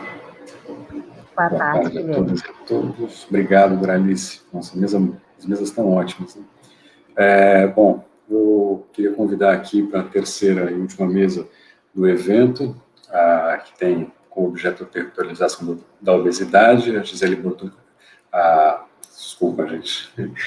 Bortolini, que é a coordenadora geral da SEGAN, do Ministério da Saúde, e Ricardo Brandão, do Laboratório de Vida Ativa da UERJ, né, para levarem esse tema. Né? Eu acho que eu vou passar bem-vindos, vocês dois, né? Obrigado pela presença, e agradecer ao público que permanece aqui, a gente está com uma alta adesão, isso é muito bom para a gente, assim, todo mundo, né? As perguntas estão super bacanas, e eu vou começar, então, passando a palavra para o Ricardo. Ricardo Brandão, pode ser? A gente começa com o Ricardo, e aí eu vou passar a palavra, você tem aí o seu tempo. Tá ótimo. Bom, eu agradeço, em primeiro lugar, o convite do Guilherme, e não só agradeço, né, do painel da obesidade, Brasileiro da Obesidade, mas agradeço e já parabenizando, né, por essa iniciativa, por essa organização, pela tentativa de juntar atores de diversos setores, né, porque a gente sabe, como todos vêm dizendo aqui, a complexidade do assunto é muito grande. Eu hoje optei por construir aqui um texto para conduzir minha fala e não apresentar slides. Então, eu vou, basicamente, aqui conduzir aqui a minha fala através desse texto que eu redigi para o evento, e aí, no final, eu, obviamente, me coloco à disposição para debater com vocês, né? Eu acho que uma das coisas que o Guilherme e o pessoal do Cordial pediu para que eu trouxesse um olhar aqui, um pouco da questão das cidades, né, dos ambientes construídos. Então, eu acho que esse é um pouco o meu papel quando eu construí aqui essa narrativa que eu apresento agora para vocês. Então, vamos lá. Então, eu gostaria de, basicamente, fazer uma definição que talvez para alguns ou para uma parte da nossa audiência não seja tão clara, que é o que é o ambiente construído. Então, assim, podemos definir o ambiente construído como todo espaço físico composto de casas, edifícios, ruas, infraestrutura, parques e áreas de lazer, dentro do qual as pessoas vivem, trabalham e se divertem. E que vem sofrendo mudanças importantes durante os séculos 20 e 21, que contribuíram e que vem contribuindo para um declínio expressivo nos níveis de atividade física, né, de movimento humano, aumento nos padrões de comportamento sedentário e também um menor acesso à alimentação adequada e saudável, né? Então, assim, se nós pararmos para pensar, ao longo da maior parte da história humana, a estrutura das cidades se baseava no pressuposto de que as pessoas caminhariam para onde quisessem, né? Mesmo na primeira parte do século XX, as pessoas andavam nas ruas, apesar de terem que desviar de obstáculos como cavalos, carroças, bondes, outros pedestres, né? Mas aí, após a Segunda Guerra Mundial, os veículos motorizados tomaram conta das ruas e tudo começou a mudar, né? E como parte dessas mudanças, a gente pode, por exemplo, citar as leis de zoneamento. Acho que a Roseli comentou um pouco isso em algum momento, né? Quer dizer, as leis de zoneamento passaram a separar os espaços residencial, comercial e industrial e aumentar as distâncias entre casas, empregos e comércio, que, por sua vez, passou a limitar, por exemplo, a caminhabilidade, né? E propiciar cidades cada vez mais espraiadas, né, distantes dos centros comerciais, centradas e dependentes dos carros. E, como consequência dessas mudanças e padrões atuais de urbanização de muitas cidades, diversos desafios são impostos à saúde pública, incluindo aí uma alta prevalência de doenças crônicas não transmissíveis, depressão, acidentes de trânsito, poluição do ar, barulho, isolamento social, violência urbana, desigualdades em saúde de uma forma geral e, é claro, a obesidade. Todos esses desafios podem, de alguma maneira, serem conectados ao planejamento urbano, ao desenho da cidade e políticas sociais. Então, compreender os impactos do ambiente construído sobre a saúde, e aqui em especial sobre a obesidade, naturalmente requer o desenvolvimento de novas colaborações, modelos e métodos. Não é apenas aplicar as mesmas velhas ideias e métodos a uma nova questão que é muito mais complexa. E um detalhe interessante é que, assim, embora haja evidências crescentes de que o ambiente construído afeta diretamente a saúde, agentes da saúde pública não costumam estar envolvidos na tomada de decisões em relação a esse ambiente construído, em relação aos transportes, aos parques, às áreas verdes, embora as evidências venham destacando cada vez mais essas relações. E eu acho que é justamente nesse sentido que a Organização Mundial da Saúde apresenta o conceito de Health in All Policies, saúde em todas as políticas, né? A saúde como eixo central de todas as políticas. Um conceito que tem por objetivo ampliar o olhar sobre a promoção da saúde através de ações que estão sob controle de setores não ligados tradicionalmente à saúde. É uma abordagem que na realidade, exige uma capacidade aumentada dos sistemas e agentes de saúde e engajar outros setores a adotarem políticas que propiciem ganhos em saúde. Isso não inclui apenas melhores habilidades, isso inclui não apenas melhores habilidades de, por exemplo, advocacy, como também uma capacidade de identificar relações benéficas que permitam com que os demais setores alcancem suas metas, enquanto que a saúde é beneficiada. Então, assim, criar um ambiente construído saudável e, sob essa ótica, enfrentar a obesidade requer, portanto, novas parcerias entre vários setores, podendo incluir aí varejo de alimentos, planejamento urbano, design urbano, construção civil, transporte, arquitetura, segurança pública, economia, direito e, obviamente, a saúde pública. Mas que, para que tudo isso ocorra, precisamos de uma governança eficaz, o que já foi comentado pela Paula, pela Roseli e por outros, né? Ser uma governança eficaz, com responsabilidade, responsividade, transparência, e que seja participativa e orientada para e pelo consenso, para as demandas públicas, e mais do que nunca baseadas em evidências científicas, dificilmente a gente muda isso, esse cenário, né? É essencial falar sobre essa governança adequada, porque no final das contas alguém tem que pagar por essas mudanças. Alguém precisa investir tempo, dinheiro e vontade política. E nesse sentido, é fundamental que possamos ouvir todos esses atores, né? Todos esses stakeholders, desde planejadores, designers, engenheiros de tráfego, profissionais de saúde pública, gestores públicos, sobre quais são suas prioridades de ações para a criação de cidades e comunidades saudáveis e sustentáveis. E quando a gente olha alguns dados internacionais sobre a percepção desses atores, né, os dados sugerem a necessidade de, talvez, mudar a mensagem em uma direção a uma abordagem mais abrangente para, assim, envolvermos profissionais de outros setores no desenvolvimento de comunidades saudáveis. O que temos observado é que, embora os profissionais de diversos setores atribuam diferentes níveis de importância à saúde, todos esses diferentes setores falam sobre a importância de se olhar a comunidade, o desenvolvimento econômico e o apoio aos sistemas sociais.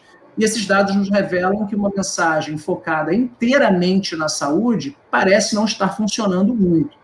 Talvez, para envolver setores diferentes, tenhamos que enviar mensagens de uma forma um pouco diferente.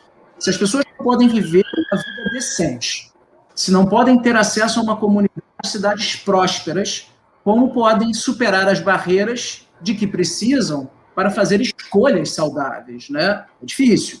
Ainda nessa direção, como a Paula muito bem coloca, né, é fundamental que possamos mensurar com maior precisão e comunicar melhor as externalidades de diversos setores produtivos, como a indústria de automóveis, alimentos ultraprocessados, bebidas adoçadas e outros, um trabalho que a CT vem fazendo de forma brilhante, por exemplo, né? E é fundamental, na minha percepção também, a elaboração de indicadores que permitam guiar os investimentos e monitorar o progresso e a relação custo-eficácia desses investimentos no planejamento e desenvolvimento de cidades sustentáveis.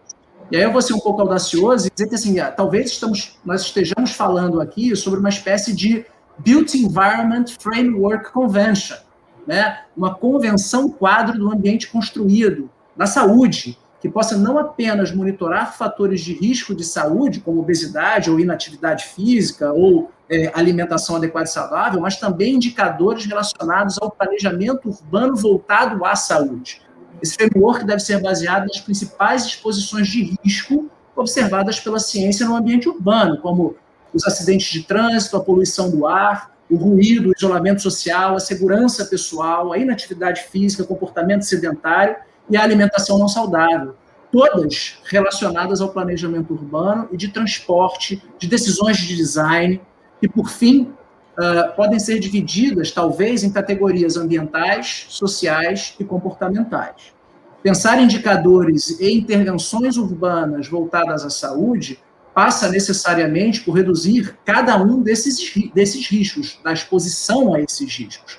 Alterar essas exposições a esses riscos, obviamente, trará e traz, como dados da ciência já revelam, diversos efeitos positivos. E aí poderia citar a minha área mais próxima, né, o incentivo ao uso de transporte ativo, maior caminhadas, maior uso de bicicletas, transporte público, que pode trazer benefícios, por exemplo, sobre os níveis de atividade física e enfrentamento das doenças crônicas, que são benefícios diretos da saúde das pessoas, mas também pode reduzir a poluição do ar, o ruído, o isolamento social, trazendo, inclusive, benefícios econômicos e sociais. Portanto, eu acredito que nós precisamos de uma abordagem mais integrada para monitorar esse progresso e que não se trata apenas de monitorar o progresso dos resultados exclusivamente relacionados à saúde, mas também o progresso de uma cidade em todo o seu espectro de resultados, né?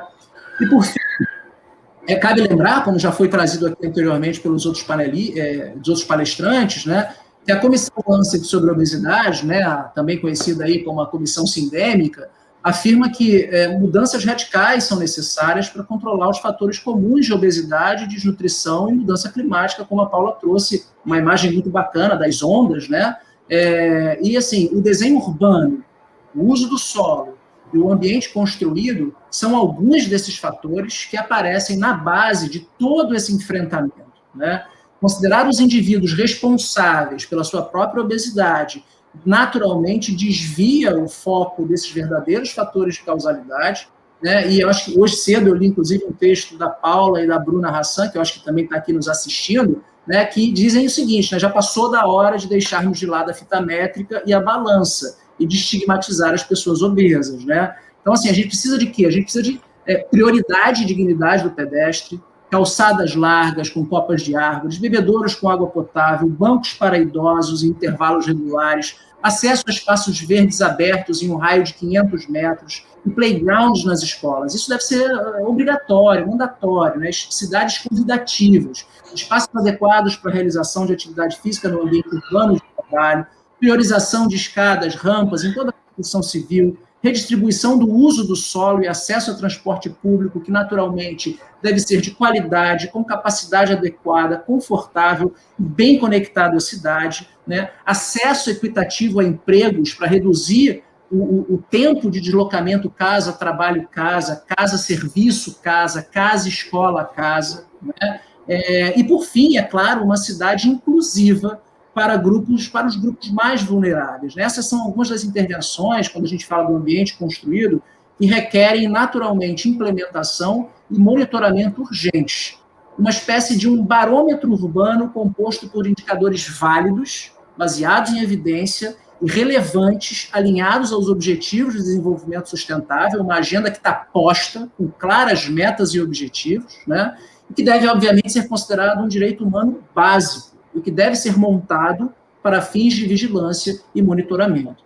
E, mais uma vez, só para deixar essa sementinha de uma ideia aí audaciosa, seja o momento, sim, de termos uma espécie de convenção quadro do ambiente construído e obesidade, ou do ambiente construído e de doenças crônicas não transmissíveis, que precisa, sim, ser adotada pela OMS e pela ONU e implementada pelos países membros.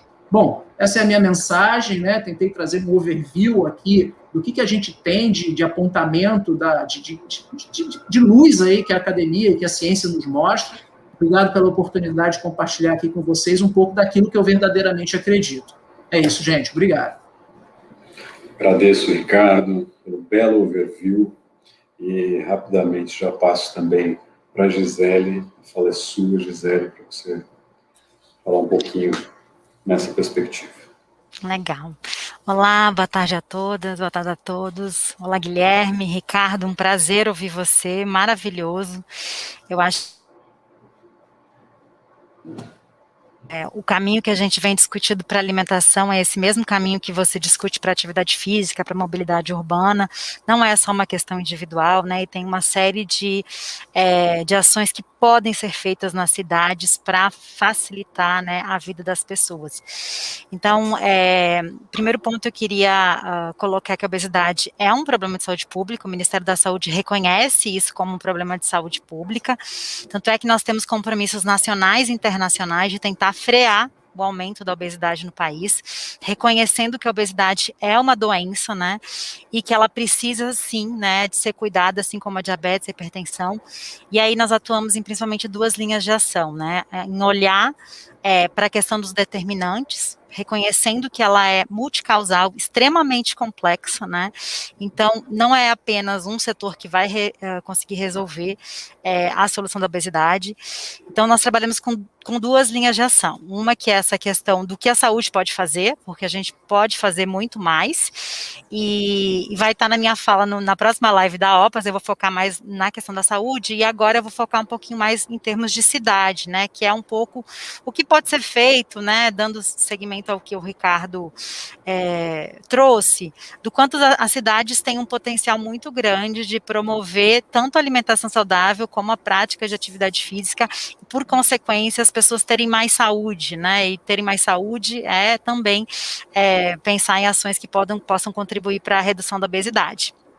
Então, reconhecido que a obesidade é um problema, que é que tem determinação multicausal e complexa, que exige, de fato, intervenções complexas do setor saúde para além do setor saúde, eu vou falar um pouquinho, então, das ações, né? Eu acho que, dialogando um pouco com a primeira mesa, a pandemia do Covid deixou muito clara a relação, né, da obesidade e o risco de agravamento de morbimortalidade em relação ao Covid.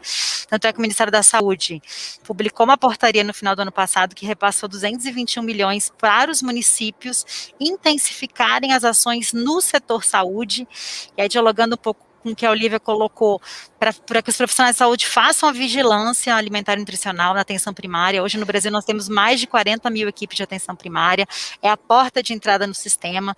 Então a primeira ação é avaliar o peso, é avaliar a altura, fazer a vigilância alimentar e nutricional e a partir disso intensificar uma série de ações que hoje no SUS são disponibilizadas de forma gratuita para a população brasileira. Então, muito atentas a essa questão da obesidade com Covid, o Ministério da Saúde, na Secretaria de Atenção Primária, a gente fez essa ação. Mas como é que a gente vem discutindo, né, essa complexidade toda da obesidade e como nós podemos avançar? Então, para tentar pensar em soluções que possam, de fato, promover cidades mais saudáveis, a gente vem discutindo uma estratégia que nós chamamos de estratégia de prevenção e controle da obesidade infantil.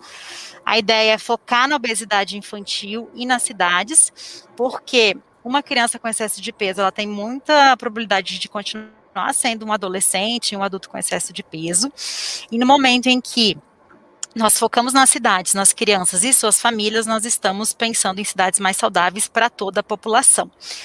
Então, hoje a gente tem muito claro, né, não só a OMS, como o Banco Mundial, como a OCDE, como a World Obesity Federation, deixam muito claro quais são as evidências, quais são as intervenções que mais funcionam, né. Então, a gente pode agrupar essas intervenções e pensar como essas intervenções poderiam acontecer em âmbitos de cidade. Então, tem um eixo muito importante da atenção primária, que no Brasil nós temos uma atenção primária que é reconhecida internacionalmente, né, praticamente próximo da nossa casa tem uma unidade básica de saúde, tem uma série de ações que podem ser realizadas pelas equipes de atenção primária, tem um eixo de escola, nós sabemos que tem uma série de intervenções que realizadas na escola, tanto para alimentação quanto para a prática de atividade física, elas contribuem para a prevenção da obesidade. A questão da comunicação, né, acho que no Brasil a gente ainda está na fase de debater com gestores profissionais e com a sociedade que a obesidade é uma doença, que é um problema de saúde pública, precisa ainda avançar mais nessa questão do reconhecimento. E um outro eixo importante, né, de intervenções que funcionam são as intervenções nos ambientes, que pressupõem a intersetorialidade. E aí, pensando o ambiente promotor da alimentação saudável como a promoção da atividade física. Então, a nossa ideia é financiar algumas cidades do Brasil para que eles possam fazer adesão a ações e implementar ações em nível local. Então, focando um pouquinho na questão da alimentação, o Ministério da Saúde, né, como é conhecimento de todos, nós temos o Guia Alimentar, que traz as recomendações de alimentação saudável. Nosso principal objetivo é ampliar a autonomia, né, para que os indivíduos possam fazer escolhas mais conscientes, mas também nós trabalhamos na perspectiva e na linha de que o Guia Alimentar, ele precisa ser indutor de políticas públicas em todos os setores. Então, o guia precisa ser o norteador, né, das políticas de agricultura, de assistência, de economia, de assistência social e de educação. Então, no âmbito da cidade, né, a ideia é trabalhar a questão do sistema alimentar, fazer um mapeamento da sua cidade. Aí eu vou tentar fazer um pouquinho também em relação à atividade física para dar mais concretude, né?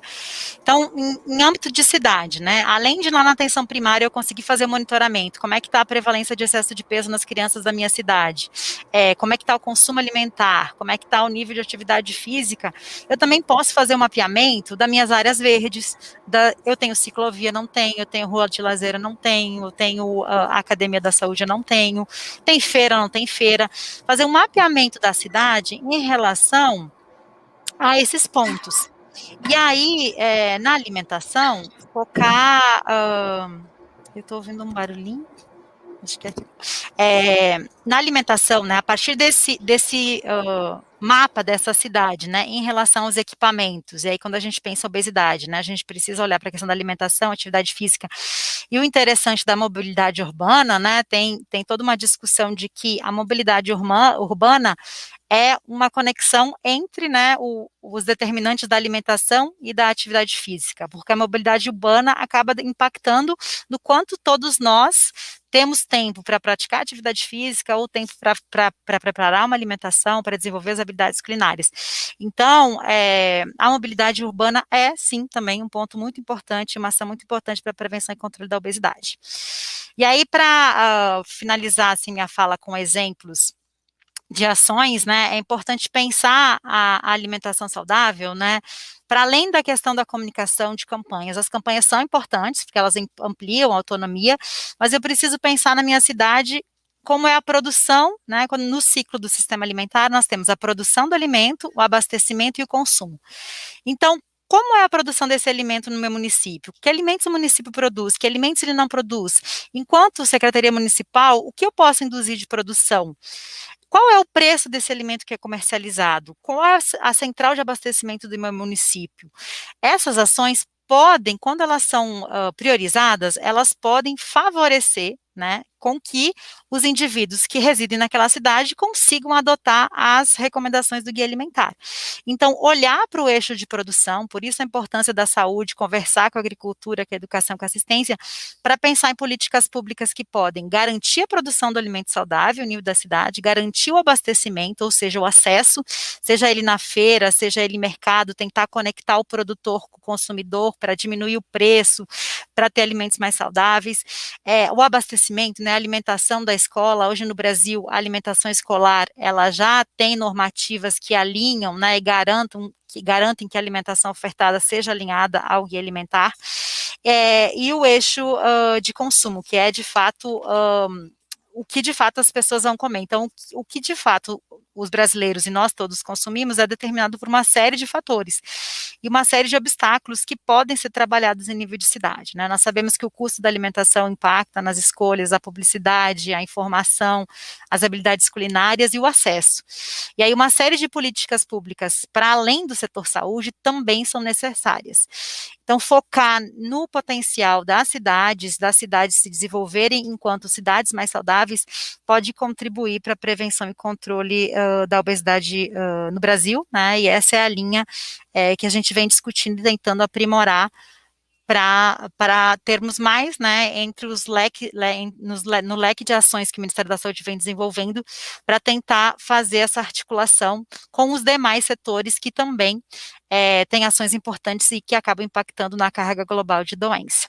Então, muito obrigada, agradeço a oportunidade de compartilhar essas ideias sobre o potencial que as cidades têm de ser ambientes mais saudáveis, tanto para a alimentação quanto para a prática de atividade física.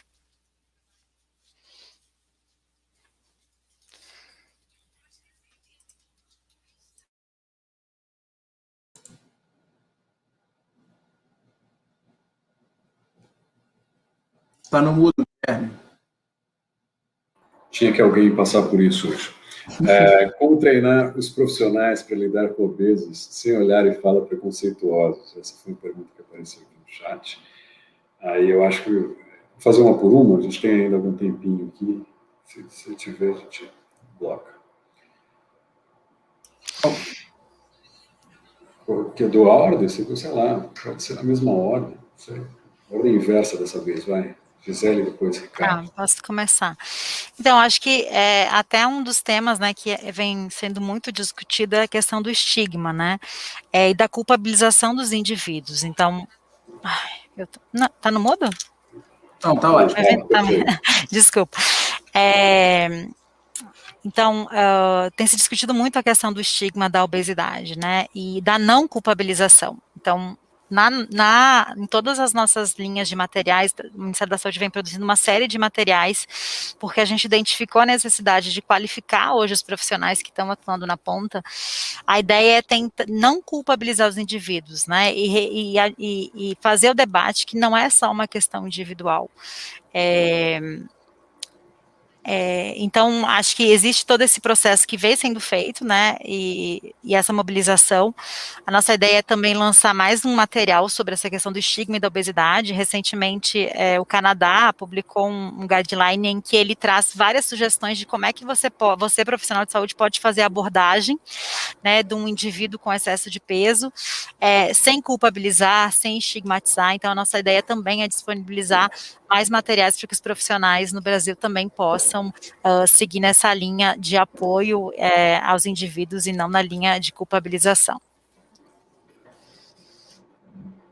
Legal, bom, é isso, eu acho que a Gisele tocou nos pontos principais aí, né, e complementando que é informação, né, informação de qualidade, né, informação certeira, até onde eu estou informado, eu acho que a Gisele inclusive pode confirmar essa informação, eu acho que parte do planejamento do Ministério da Saúde também, para esses anos que vão entrar, é a realização de uma série de capacitações EAD para profissionais da rede, enfim, profissionais do SUS, da rede de atenção primária, e informação de qualidade, né, e assim, sinceramente, eu acho que a gente está vivendo um momento tão difícil, né, de uma crise moral, né, uma crise grave moral, e que a gente esquece de coisas muito básicas, né, que cada ser humano tem suas questões e seus problemas, entendeu? Então, assim, seja a obesidade, seja qualquer outra questão. Então, eu acho que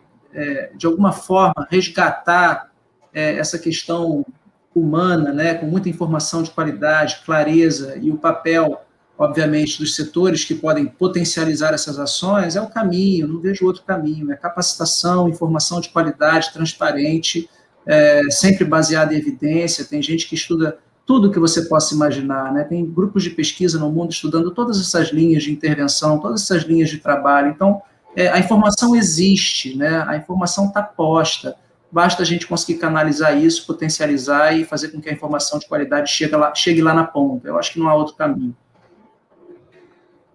A gente tem mais uma pergunta do chat que está direcionada ao Ricardo. Vou fazer mais duas, amplas, para vocês já também fazerem umas falas, né, que tragam aí, voltem à perspectiva e possam também já, de certa maneira, encerrando com aquilo que vocês acreditam que tem que ser dito. Então, para o Ricardo, a colocação de como você vem trabalhando o índice de caminhabilidade, walkability, né, nas suas pesquisas, e que índices vocês têm incluído. Tá? E está aí para quem quiser, né, na tela. E eu queria colocar aqui, então, uma primeira questão de como seria possível incluir a vida ativa nas linhas de cuidado em obesidade indicadas pelo governo, né, e, para além da política de redução da obesidade, como podemos pensar a acessibilidade da pessoa acima do peso, do obeso, com sobrepeso, na cidade, no trabalho, tendo em vista o bem-estar da pessoa, né? Então, não só a redução, mas a existência dos obesos está aí, nas pessoas gordas, e aí como que a gente garante acessibilidade, pensa a cidade para eles também. Bom, aí bom, acho que a gente pode... Eu acho que eu posso tocar aqui na questão da caminhabilidade, né, uma pergunta acho que mais específica, né? Assim, na verdade é importante primeiramente dizer que não é de hoje pesquisadores que tentam relacionar toda essa questão do ambiente construído e saúde, ambiente construído e atividade física e caminhabilidade, né, vêm em seus trabalhos identificando variáveis, obviamente, que são, digamos assim, preditivas desse desfecho, que é usar o espaço urbano de forma mais ativa, né, por exemplo, a caminhada, né. E ao identificar essas variáveis que são preditivas, né, através de modelos multivariados, a gente vai, e aí quando eu digo variáveis preditivas, das características do ambiente construído, né, então existem já alguns consensos, e quando eu toco na questão do framework, por exemplo, é que a gente já sabe que existem alguns atributos do ambiente construídos que favorecem vidas mais ativas, né, e aí a gente poderia citar vários, seja no nível regional, seja no nível local, ali, ao nível da rua, por exemplo. Então, acessibilidade dos destinos, distribuição de empregos, né, o design ao nível da rua, a atratividade das calçadas, a largura das calçadas, o uso misto do solo, né, que é você ter uma região, um quadrante, né, uma quadra da tua cidade em que você tem acesso não apenas a uma região, que seja não apenas uma região residencial, mas também comercial, com acesso a quase tudo o que você precisa, né? A distância em relação ao transporte público, a diversidade desse solo, o desejo das pessoas caminharem na rua porque as fachadas são adequadas, seguras, confortáveis, convidativas,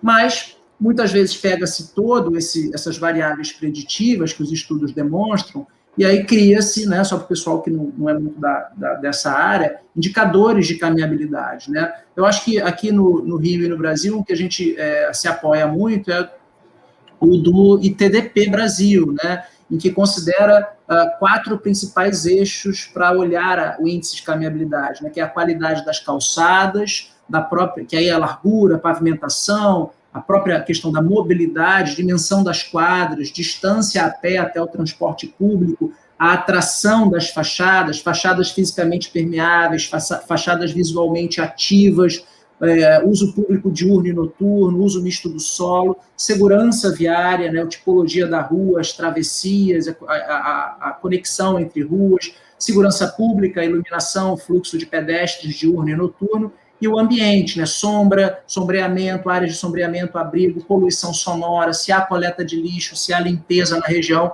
Então, essas são variáveis que elas vão compondo o que a gente chama de índice de caminhabilidade, que quando melhores essas variáveis se comportam, maior é a propensão das pessoas ocuparem a pé as ruas e as cidades, né? E isso, estudos já revelam impactos positivos em saúde também. Então, é mais ou menos assim que a gente olha essa questão. Não sei se eu sigo agora para outras ou se a Gisele... Eu acho que para a gente encerrar, se quiser, você faz alguma colocação em seguida e daí a Gisele fecha com a colocação dela sobre as 2 perguntas e a gente encerra. Eu acho que só para concluir, então, é importante dizer, seja para a acessibilidade dos obesos, seja para visão de saúde de uma forma geral, já existe muito trabalho nesse sentido, muito trabalho que mostra soluções, né, que mostra caminhos para que isso possa ser implementado e que, de fato, a gente possa ter cidades mais saudáveis e sustentáveis. Como eu disse, os dados existem, a informação está posta, o que nós precisamos, na realidade, é de sensibilização política para que isso seja implementado, né? Então, está aqui a Gisele, que pode falar isso muito bem, muito melhor do que nós, né, de como o Ministério da Saúde vem trabalhando nesse sentido, e também da possibilidade de articulação do próprio Ministério da Saúde com outras pastas, outras agendas do governo, para trazer essa discussão, como eu comentei na minha fala, que é uma discussão que vai muito além da saúde. Eu acho muito bacana a Gisele trazer essa ideia de que não basta, como eu disse na minha fala, não basta monitorar os indicadores de saúde, e sim as áreas verdes, os parques. Eu diria que a gente pode ir além, a conectividade das ruas, como o solo vem sendo utilizado, e uma série de outros indicadores que esse campo do conhecimento já vem demonstrando ser importante para a promoção da saúde nas cidades. Obrigado, Ricardo. Legal, acho que as cidades de fato têm um potencial muito grande, né, de promover saúde. Acho que comentar de fato, o Ministério da Saúde tem disponibilizado uma série de materiais no site da aps.saude.gov.br, que é um site específico da atenção primária. É possível localizar todos os materiais que a gente vem desenvolvendo para a prevenção e controle da obesidade. Uma série de cursos estão disponíveis de forma gratuita no curso da UNASUS, então isso ajuda a qualificar a questão da abordagem. Hoje no SUS, é ofertado desde a atenção primária até a cirurgia bariátrica, até o pós-cirurgia bariátrica, então é nosso papel também apoiar os profissionais que estão na ponta e qualificar essas ações. E aí eu acho que uma ação importante, dialogando com a primeira pergunta, é que no Ministério da Saúde, desde o ano passado, nós temos uma Secretaria de Atenção Primária à Saúde, e dentro da Secretaria de Atenção Primária nós temos um Departamento de Promoção da Saúde. Então, eu estou falando para vocês da Coordenação Geral de Alimentação e Nutrição, que desenvolve uma série de ações focadas na alimentação, mas desde o ano passado nós também temos uma coordenação de atividade física, e está para ser lançado, né, o Guia Nacional de Atividade Física. Então acho que é mais uma ação que vem aí para potencializar e contribuir para todo esse debate. E acho que para finalizar é um pouco isso, assim, é uma ação que de fato depende de uma articulação. Nessa temática da estratégia da obesidade infantil, a nossa ideia é criar um comitê ou um grupo que possa discutir isso intersetorialmente, localmente e nacionalmente, para potencializar as ações que extrapolam o setor saúde, que são de suma importância para reverter esse cenário que nós estamos visualizando hoje. Muito obrigada. Agradeço, Gisele, agradeço, Ricardo.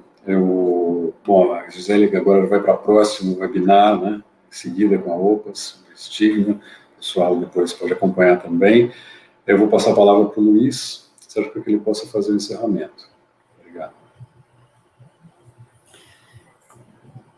São discussões muito ricas, queria agradecer a presença de todo mundo. São questões muito importantes e urgentes que não se esgotam hoje. Ficam claras as várias formas de abordar a questão, né? Essa live fica disponível aqui no YouTube, vocês podem resgatar ela depois. A gente agradece muito a presença de todo mundo que acompanhou a gente até aqui. Sigam as nossas redes sociais para se manter atualizado do painel brasileiro da obesidade do Instituto Cordial, reforçando as inscrições para as oficinas que vão rolar nas próximas 2 semanas, as inscrições até domingo, que está também no site do painel. Relembrando também o mapeamento de redes, então lembrem de preencher também o mapeamento de redes que está no site do painel. Lembrando que a gente tem agora o evento da OPAS, logo em seguida, que vai começar agora em sequência, a live da Abeso com o professor Carlos Monteiro, que vai rolar mais tarde no Instagram da Abeso, e o evento do Instituto Obesidade Brasil, que vai acontecer no sábado, que também vai ser muito, muito rico. Vocês vão receber um e-mail com uma pesquisa sobre o evento, para vocês darem feedback para a gente. Quem precisar de certificado também pode solicitar por ali. Então, eu agradeço imensamente, em nome do Instituto Cordial e do Painel Brasileiro da Obesidade, a presença de todos, aos painelistas, aos nossos parceiros, à Novo Nordisk, nossa patrocinadora. Muito boa tarde a todas e todos. A gente permanece em contato e nos vemos nas próximas atividades. Até mais.